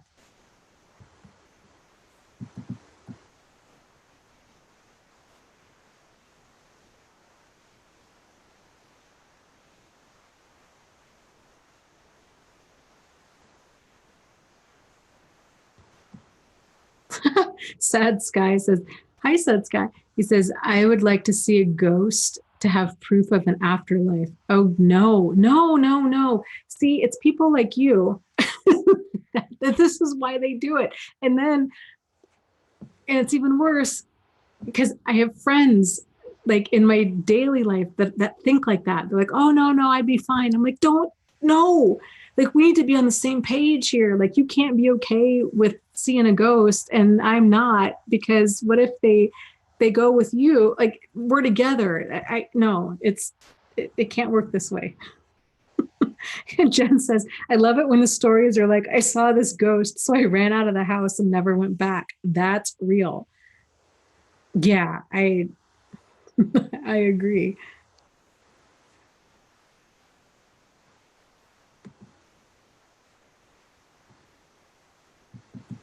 I have to say, I do love those ghost hunter shows are interesting. There's no way those, to me, that's brave. Even if there's no ghosts, even sitting in a basement, like a dark, freaky basement for hours on end, I couldn't do it.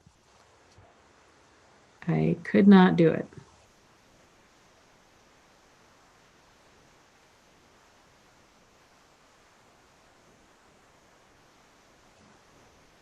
Oh, geez. Kevin says they have scary games in virtual reality now. It's so visceral.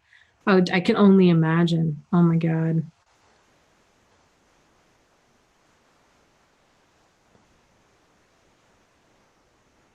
Oh, interesting. So Nancy says she's been working with two life coaches, a married couple. Their niche is in Jungian spiritual psychology. The husband is a clinical psychologist. And she says, I also get to do some shadow work. Yeah, very interesting. I know with the whole with Carl Jung and that dream work, that it's very um, that they are very strict about this is my understanding of it, that it's the dream interpreter interprets the dreams versus the dreamer interpreting the dreams. So like they have all supposedly basically all of the stuff figured out. Like this means that, this means that, and everything means something. And so it's the person that's trained in this, they're doing the dream analysis. And then they basically kind of let you know, like, this is what this dream means. So I always wondered, like, how did they figure out that these different symbols meant certain things? Because I didn't realize that this was actually a kind of, you know, like legitimized branch of psychology until fairly recently. I'd always thought with the different dream books and these kinds of things that it was more of, I don't know, just kind of fun. Like I just didn't give it a lot of kind of weight to it. But I will say I've always, maybe the dream, I was probably, actually, this probably makes more sense. The dream books are probably based on that. That's probably where they got it from. And, but I will say that I don't know if I've ever looked up a dream in a dream book and felt like it was inaccurate. It's always felt like, yeah, that's it. That's it. But maybe that's just kind of confirmation bias. I don't know.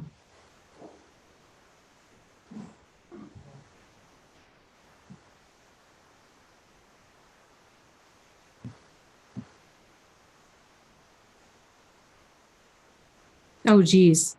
Torstein says, I sleep very well with documentaries about aliens and ghosts. To me, they are soothing. Oh my gosh. How do you fall asleep to that? That's so scary.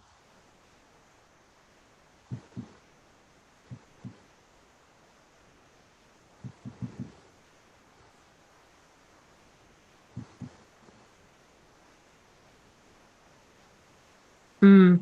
Missouri Cowboy is talking to Monk Rich and says you can go into the intensive care waiting room and figure out which people there are angels standing guard. I will tell you, I was a hospice nurse early on in nursing, and um, there's a lot of hospice nurses that are very, I don't know if superstitious is the word I would use, very spiritually inclined. We'll just put it that way. And um, a lot of them will have like their own kind of rites and rituals that they go through when somebody passes. And it's very common. A lot of them will like to open a window. And I started doing that as well. It was just kind of this way of just, I don't know, like releasing the person when they passed. But I don't know, it's interesting. All of the different things that we do with I don't know, with people passing.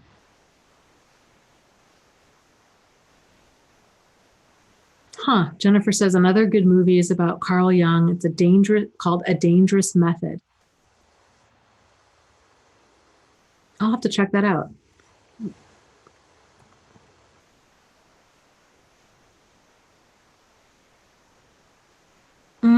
Monk and Rich says, can sleep be considered a form of meditation? I would say no. And here's why. I think laying on your bed and getting ready for sleep, like that whole process of just kind of being in the moment and relaxing, like that in itself can be meditative. Just being fully present in your body and allowing yourself to be in the present moment.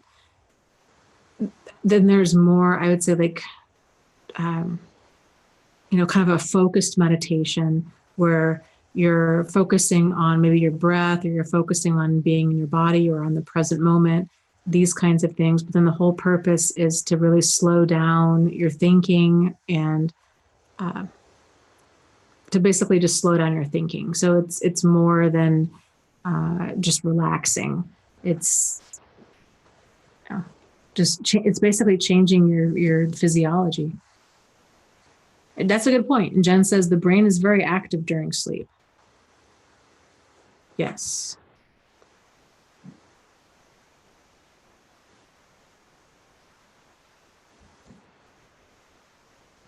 Yeah. Jennifer says, I don't think so because you're unconscious. Yeah, I would agree. I think your brain, like Jen was saying, it switches over. It's really active, and then there's different like brainwave states. So I forget what state meditation normally falls in. There's like alpha, beta, theta. There's different like brainwave states, and one is more meditative, and then there's one that's sleep.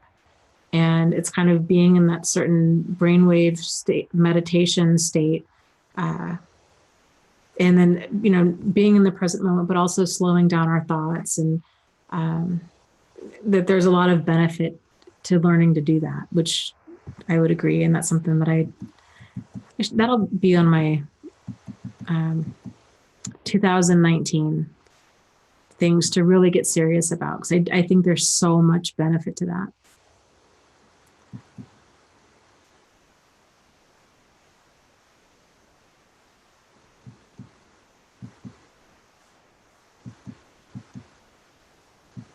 Okay, let's see. Let's scroll down here.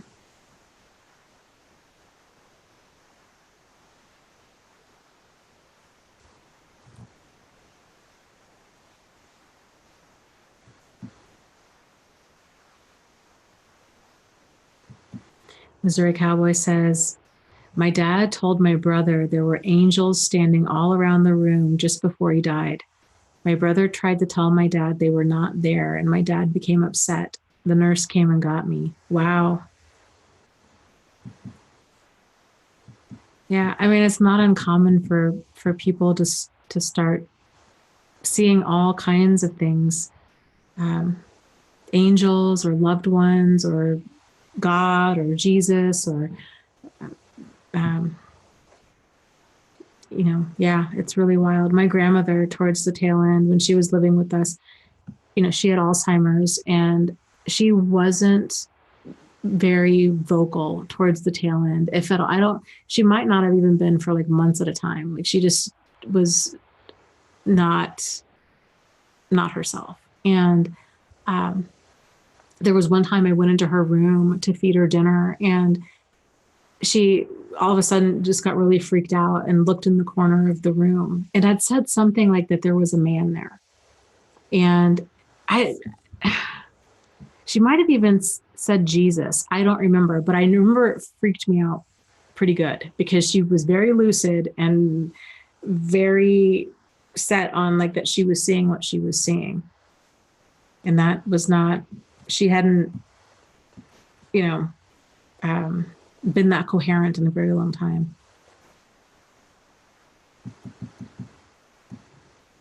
Yeah, it's interesting. Oh, I agree. I think of it the exact same way. Taldenum says, I believe sleep also helps the brain clean itself. I think sleep is like defragmentation on the computer, but for the brain. Absolutely. Yes, I agree completely. It just gets rid of like all of the fragments and the debris and just helps your brain run smoother.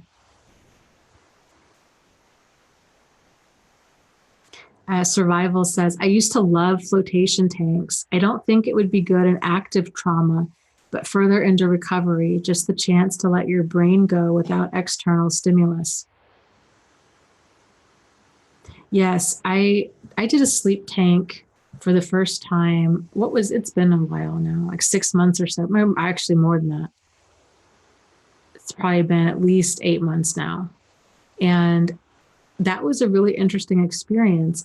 I get scared in the dark. Like, I'm just a big baby, but it really kind of freaked me out being in such pitch blackness, even though like there was a light on the side of the tank that I could, go down and turn on, but I just started freaking myself out. Man, there's so many times where I think, man, I should really be a horror writer because of the stuff my brain comes up with sometimes is just awful. And I was freaking myself out so much. And so I had a really hard time relaxing. And then my brain was just going the whole time. But at the tail end, I think the big takeaway for me was that I need to really spend some more time on just being still. Like, I was really surprised at how active my brain was. So I'd like to try it again and see what happens now that I'm kind of know what to expect. Because before I had an idea of what to expect, but like the reality of it was just very different.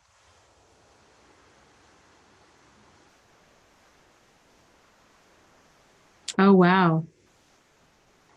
Survival says, in the 80s, I would float 4 more hours when it was affordable. The flashing lights were so beautiful. Yeah, did you see like a bunch of colors and all that? I saw, I guess it's just like electrical energy in your brain, is I'm guessing what it is I didn't see colors. I saw like the color of lightning, like that blue white color, just kind of almost like just random energy patterns, like static or like what you would imagine lightning to kind of look like, I guess. Lightning in your brain. Maybe did your experience, did it become more vivid every time you did this?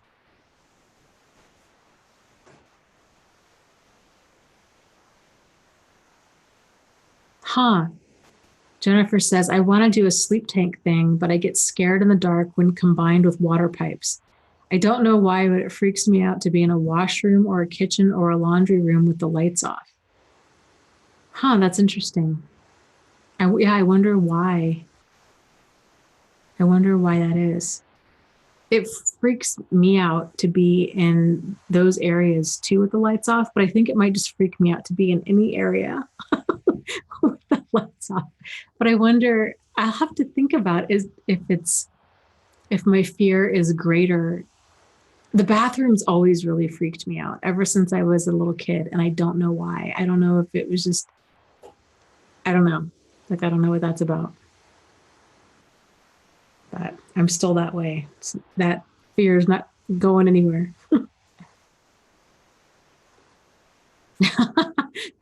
Rahel says, nope, not doing that. No way. My brain is freaky.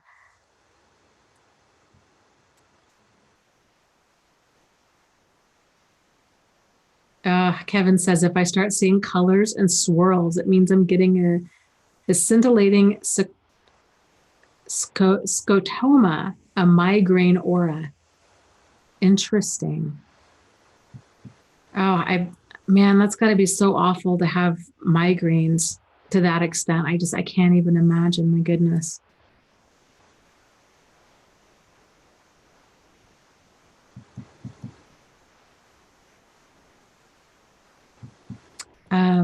Monk and Rich says, when I float, I feel like I'm floating downstream backwards towards the right. Okay, let's explain what a float tank is, because some people are asked, which makes total sense. They're like, what is a sleep tank? And Rahel says, what is a float tank? It's like a sensory deprivation tank. And they look, if you remember the old show Mork and Mindy, where Mork had that giant egg thing, they look kind of like that. They're like this giant, maybe 6 foot by 4 foot tank. It's white, and it's probably about like 18 inches or so deep. It's like a giant bathtub that's oval shaped with an oval shaped lid on it.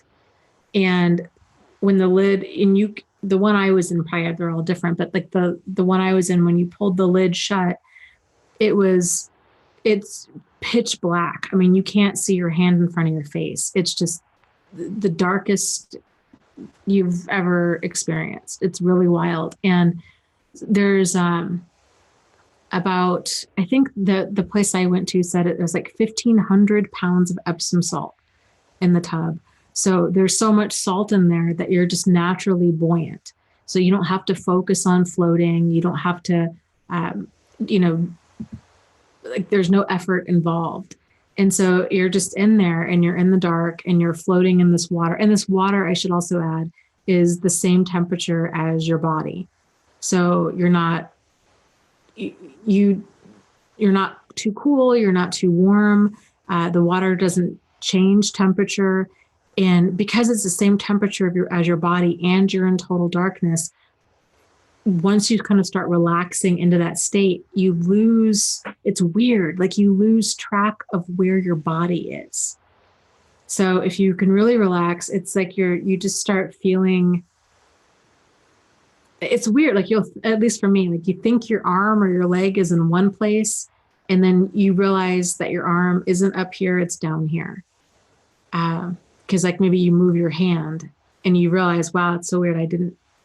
I lost track of where my arm was. Like, how does that even happen that you lose track of where a body part is? But it just all kind of blends together. And that can be its own level of freaky.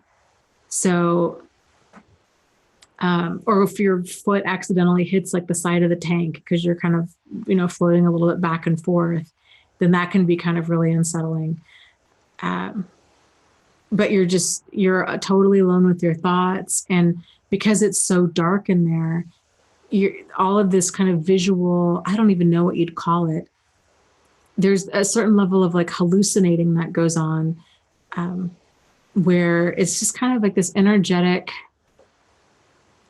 I don't know if it's like the different synapses in your brain, if it's firing, like what exactly we're seeing, or if it's just kind of visual debris, or if it's your brain just trying to process the darkness. But a lot of people report seeing a wide variety of colors and like all kinds of things. My experience was just kind of just flashes and like pops of this blue white color, and every now and again like a line, that would just kind of shoot from side to side. And it's supposed to help with PTSD, the float tank. It's supposed to be good for a wide variety of things, for anxiety in particular. But yeah, PTSD, it helps a person to be fully present in the moment.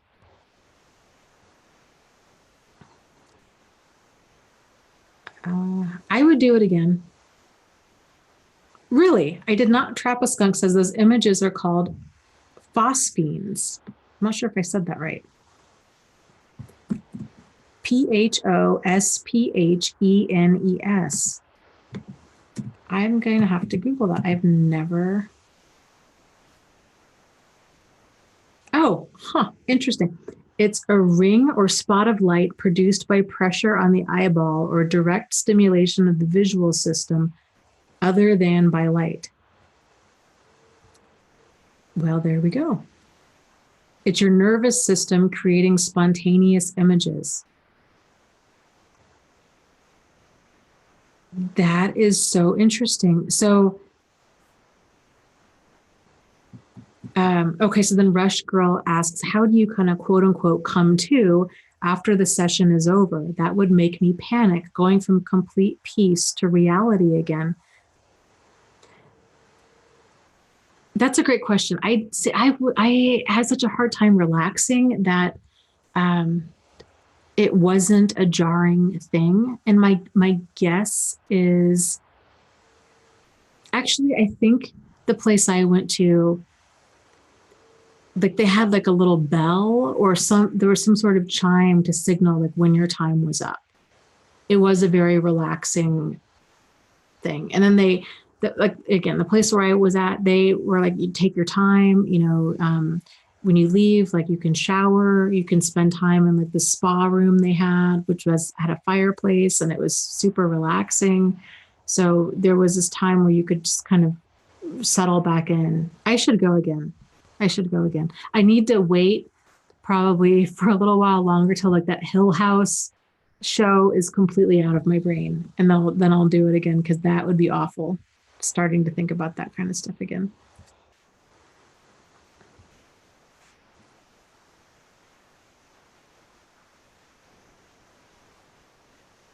Oh, interesting. Trappa says it's also called prisoner cinema. That is disturbing, but it makes total sense. Okay, Survival says, yeah, tanks now start to turn the lights up very gradually at the end of the session.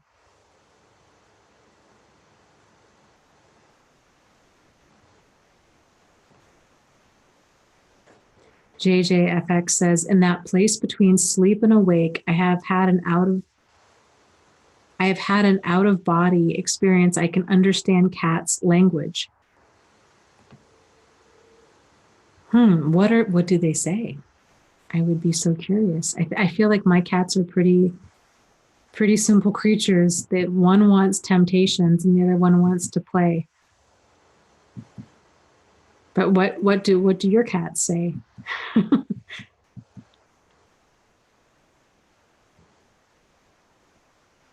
Oh, that's a really great point. Survival says the salt burns, so be careful with your mucous membranes, your ears, etc. It can ruin the experience. I totally forgot all about that. Yeah, you definitely want to make sure that you don't shave like the day of. Probably it's probably going to even irritate your skin if you were to shave the day before. I would wait. So, because it will burn like a mother. It does. And you want to make sure that you're not touching your eyes. The tank, because the lid is on and it's not steamy warm, but it's warm in there, that there's moisture that like your face just starts, it just gets damp, I guess, from all of the water in there. And it can be a reaction, a response, like want to wipe away your eyes, but get that salt in your eyes. And it's, yeah, a miserable experience. So yeah, I'd be careful. No open wounds, no, recent scratches, no shaving, that kind of thing.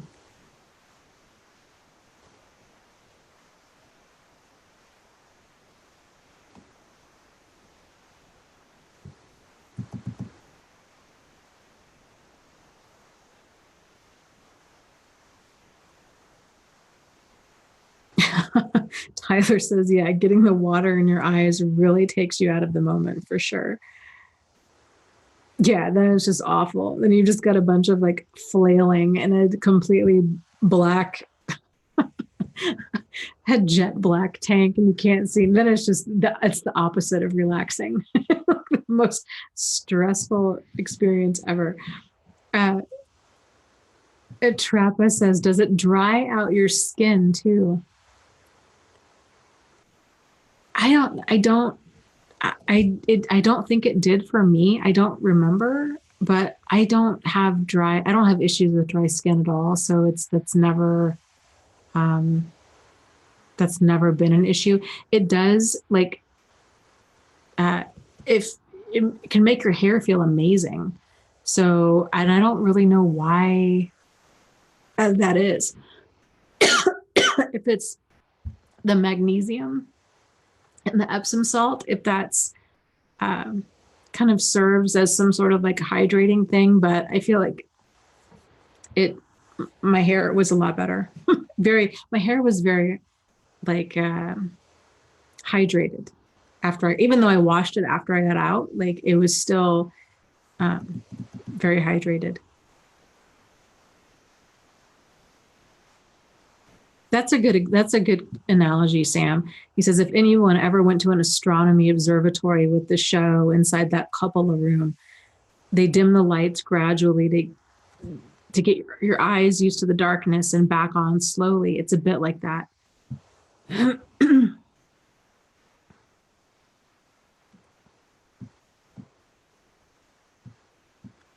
Oh, Kevin says, my cats probably wonder why we call them funny names. Yeah, they might. I would be curious to know, what do cats think? I don't know, Jennifer. That's a good question. She says, my boyfriend did a sensory deprivation tank and he said it didn't really affect him, but he's very extroverted. Maybe it's different for introverts.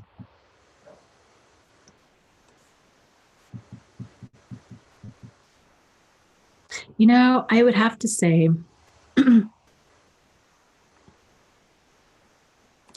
that I almost kind of feel just going once doesn't really give a person an accurate um, experience, or a complete experience. I should say that. Like it doesn't get, I really feel like the first time, you just don't know what to expect. And like there's just kind of the settling in period. And like you're not really sure like what you should be experiencing. And like there's just kind of a lot of uncertainties there with your first visit. So I would really be surprised if anyone, um, although I had a friend, I have a friend who's really extroverted and she loves it. She goes all the time.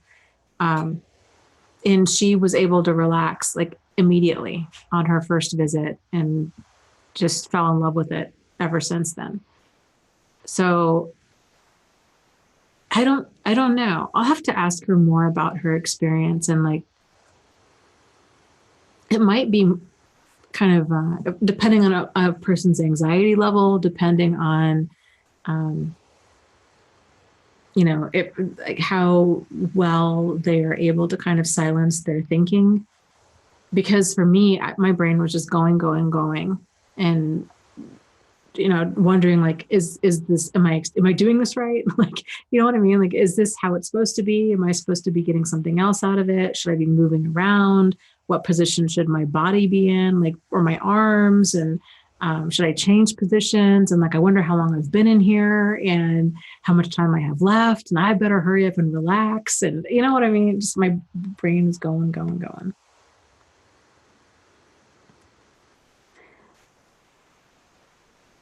Um, Miss Hodges asks, where does one go for one of these tank floats? You might have to Google it and see in your area. So you might want to try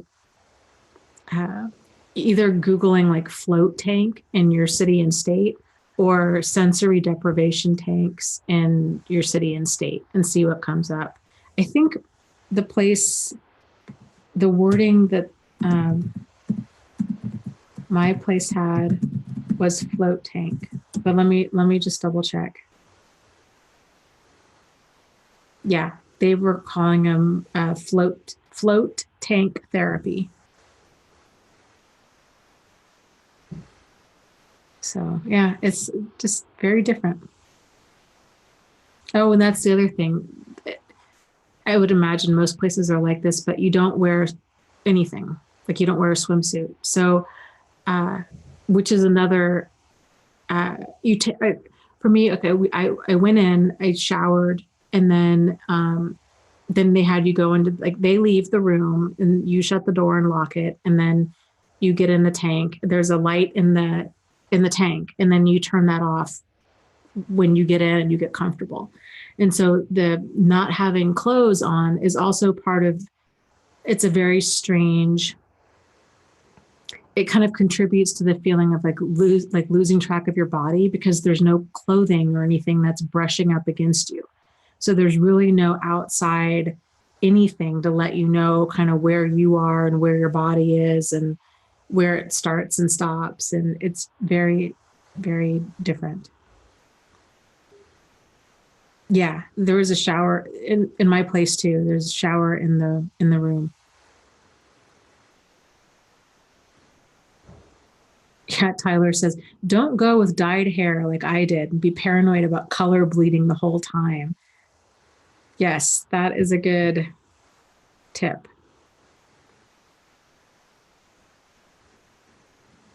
You know, I guess in a sense, Torstein says, so in a way it simulates a womb. Yeah, I guess oh gosh. Timer.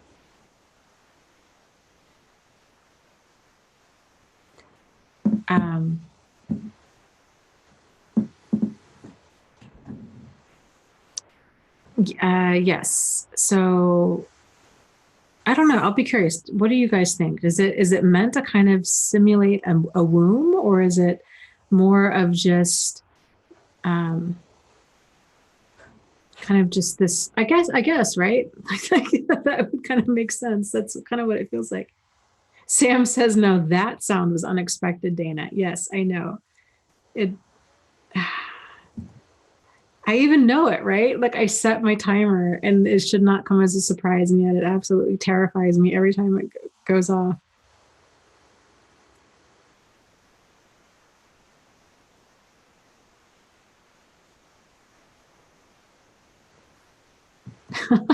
Missouri Cowboy says, thinking about his cats, he says, mine also use their eyes. Should I do something they consider not right? I have received the stare of death from my cats.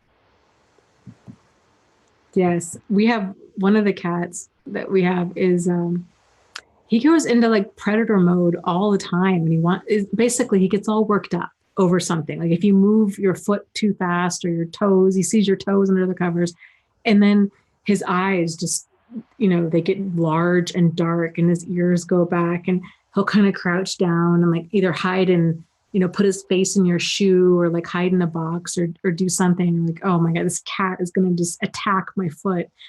And then you're trying to to reason with him and to not have him attack your foot. Yes, I know that death stare all too well.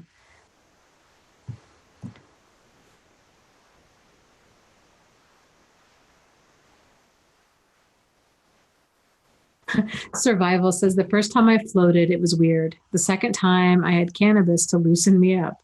I shut the lid and took a several-hour float. That was back in the art college days. Interesting. I could see that. I had thought about that, like doing something to help me relax before I got in. But But then I was like, I would be afraid, like what I would be concerned of drowning and like not realizing that I'm drowning because I'm so relaxed. See, this is why I can't relax. uh, ridiculous.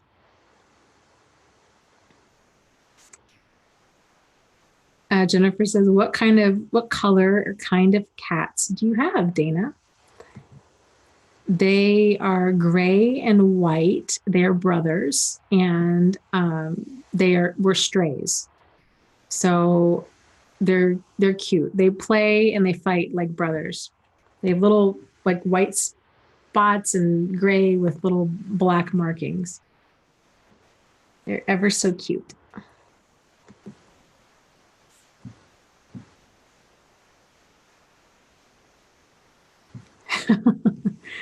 Let's see. Monk and Ridge says, oh, and don't pee in the tanks. You know who you are. And Rahel says, ew, LOL. Yes, I know. It is so gross. I have to say, I was pretty skeeved out when, after I got done with my first float, I was talking to a friend about it. And I was like, yeah, it's, they have all this Epsom salt in there and like, it's amazing.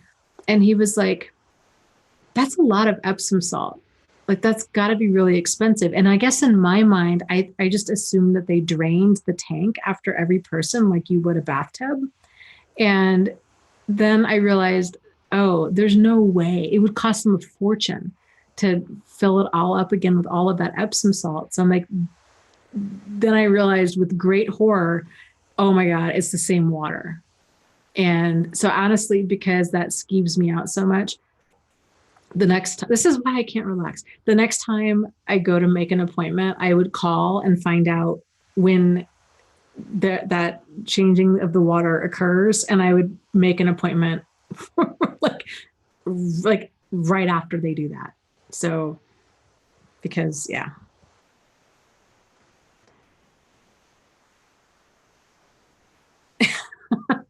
Rahel says, okay, no, not going. Yeah, that's, I know, kind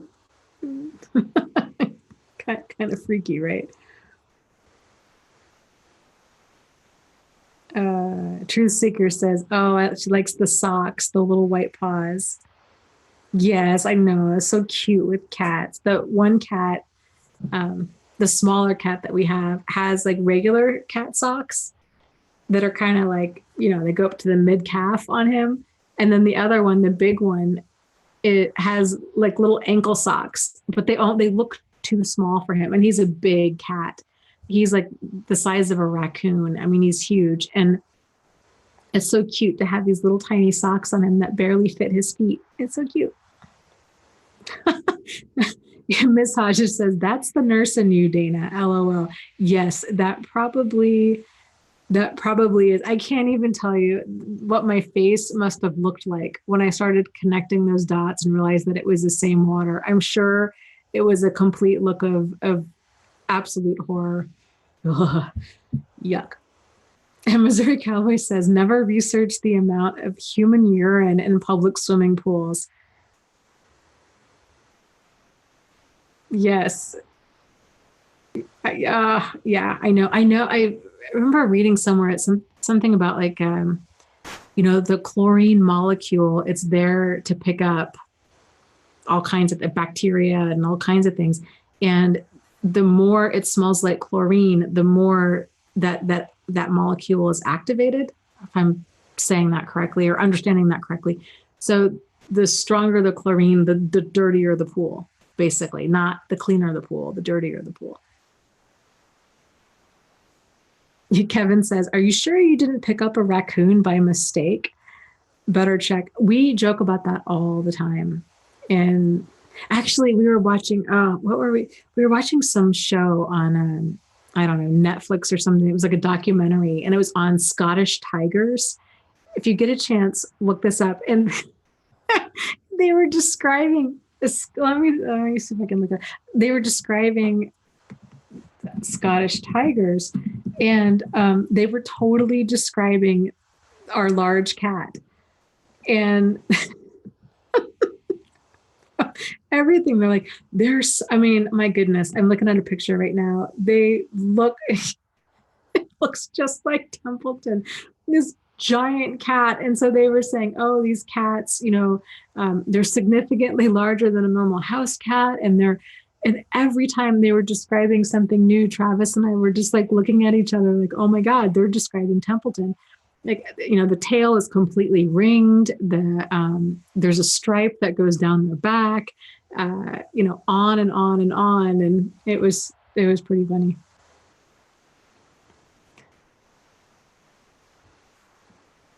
Yes, no, I agree. Survival says, I don't believe that there's chlorine in float tanks. High salinity, microfiltration, and ozone. It's all good. And I am a huge germaphobe. Yeah, I mean, that's what I kept telling myself. I'm like, there's so much salt in this environment, nothing could grow in here.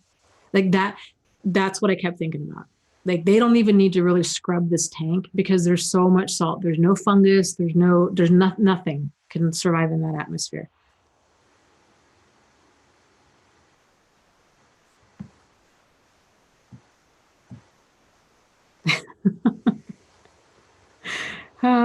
People are talking about the float tank. Yeah, it's funny. Interesting. If you guys have had an experience in a float tank, or if and when you end up doing this, please let me know. Like, let me know in the comments down below. We'll have to compare, or not even compare, just share experiences. That's so funny. Okay, so yes, we are over on time. That was the timer time thing. So we'll just do kind of a short guided meditation wrap up. And then for those of you, if you weren't on before, I'm going out of town. There's some family stuff going on, and I'm going out of town Tuesday. I'll be back Saturday, so I'm not going to do either one of the live streams next week. They won't have my stuff. So I will catch you the week after that. So just FYI. So okay, so let's take some time, get comfortable, getting grounded in yourself. All this talk about relaxation and everything else. So taking some deep breaths in through your nose and out through your mouth.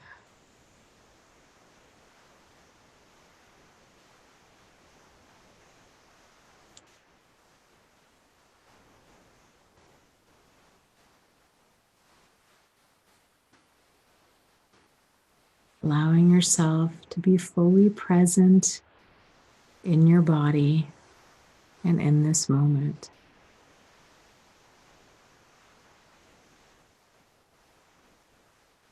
Realizing that you are safe, that you are here, and that it's okay to relax right now.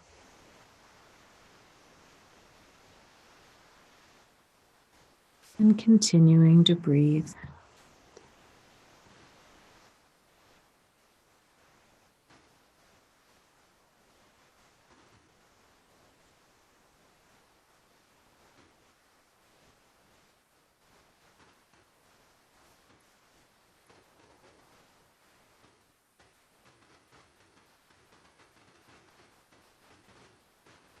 Now bringing your attention to the top of your forehead.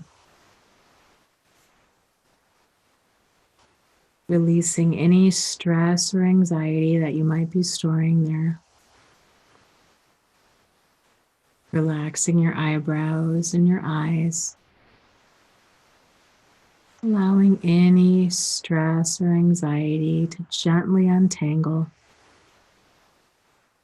Letting it go as it easily and effortlessly just dissipates from the sides of your temples. Relaxing your cheeks and your jaw. Allowing your tongue to fall from the roof of your mouth. And letting your jaw hang open.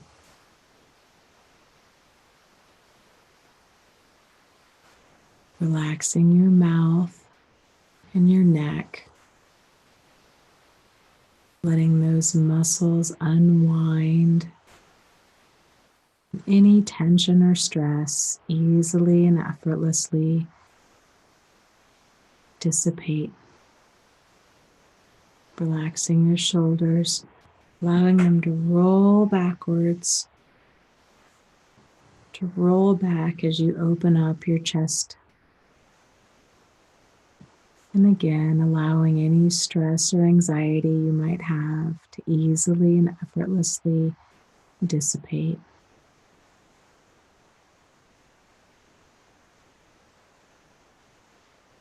Relaxing the tops of your arms, your forearms, your hands and your fingers, allowing them to fall into whatever position is the most comfortable for you. And remembering to breathe. Feeling your arms getting heavier with each passing breath as you settle into being more present in your body.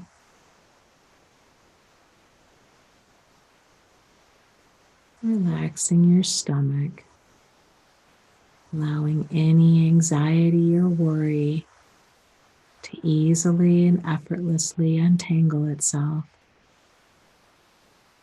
and letting it dissipate.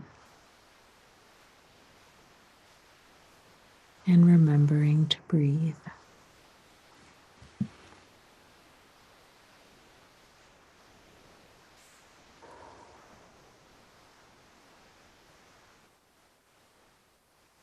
Relaxing your hips and allowing your legs to fall into whatever position is the most comfortable for you. Relaxing your thighs and your calves, your feet and your toes, allowing your legs to become heavy as any remaining tension, stress, or anxiety easily and effortlessly leaves your body.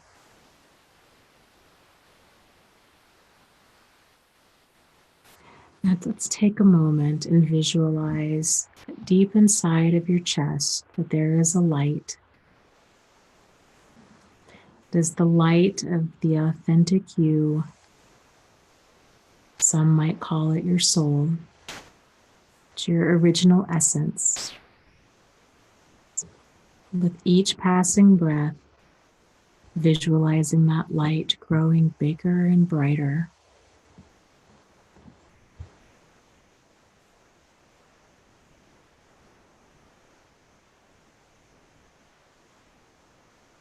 Knowing that this light connects you to everything that is good and right within yourself, and everything that is good and right in the world.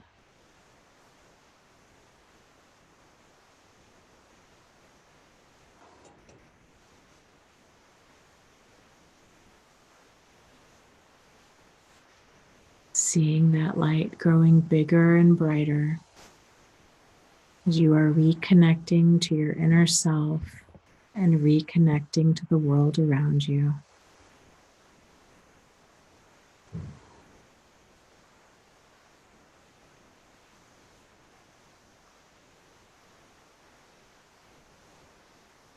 And let's take a moment to think about those people in our life that are nourishing, that are emotionally safe people. It might be people in the chat tonight. It might be people that you see on a regular basis. It might be people that you haven't seen in decades. But allowing that inner light within you to connect to that inner light in them.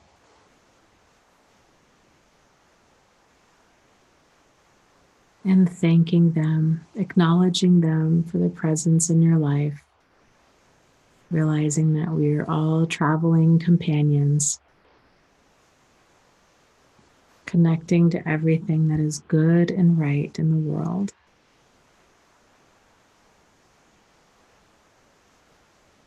Let's do that for the next 7 breaths.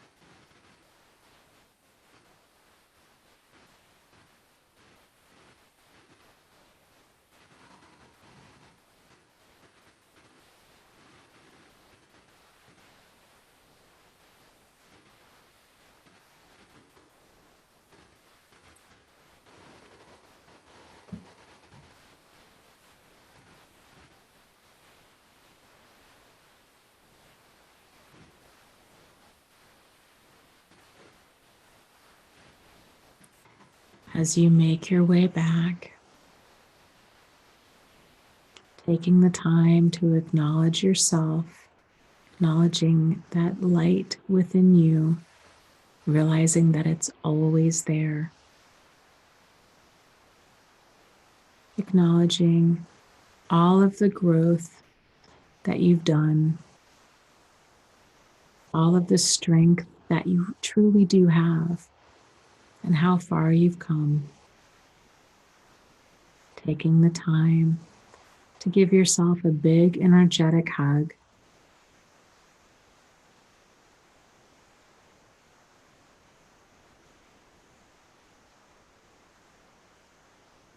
When you're ready, come on back and open your eyes.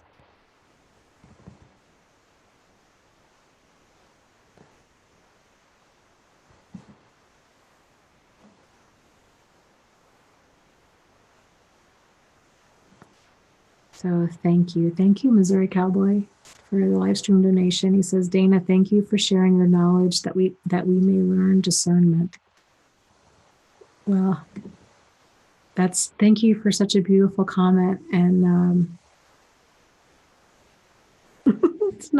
tonight's chat, for those of you that are new, we don't normally go to such different places. So thank you for joining us.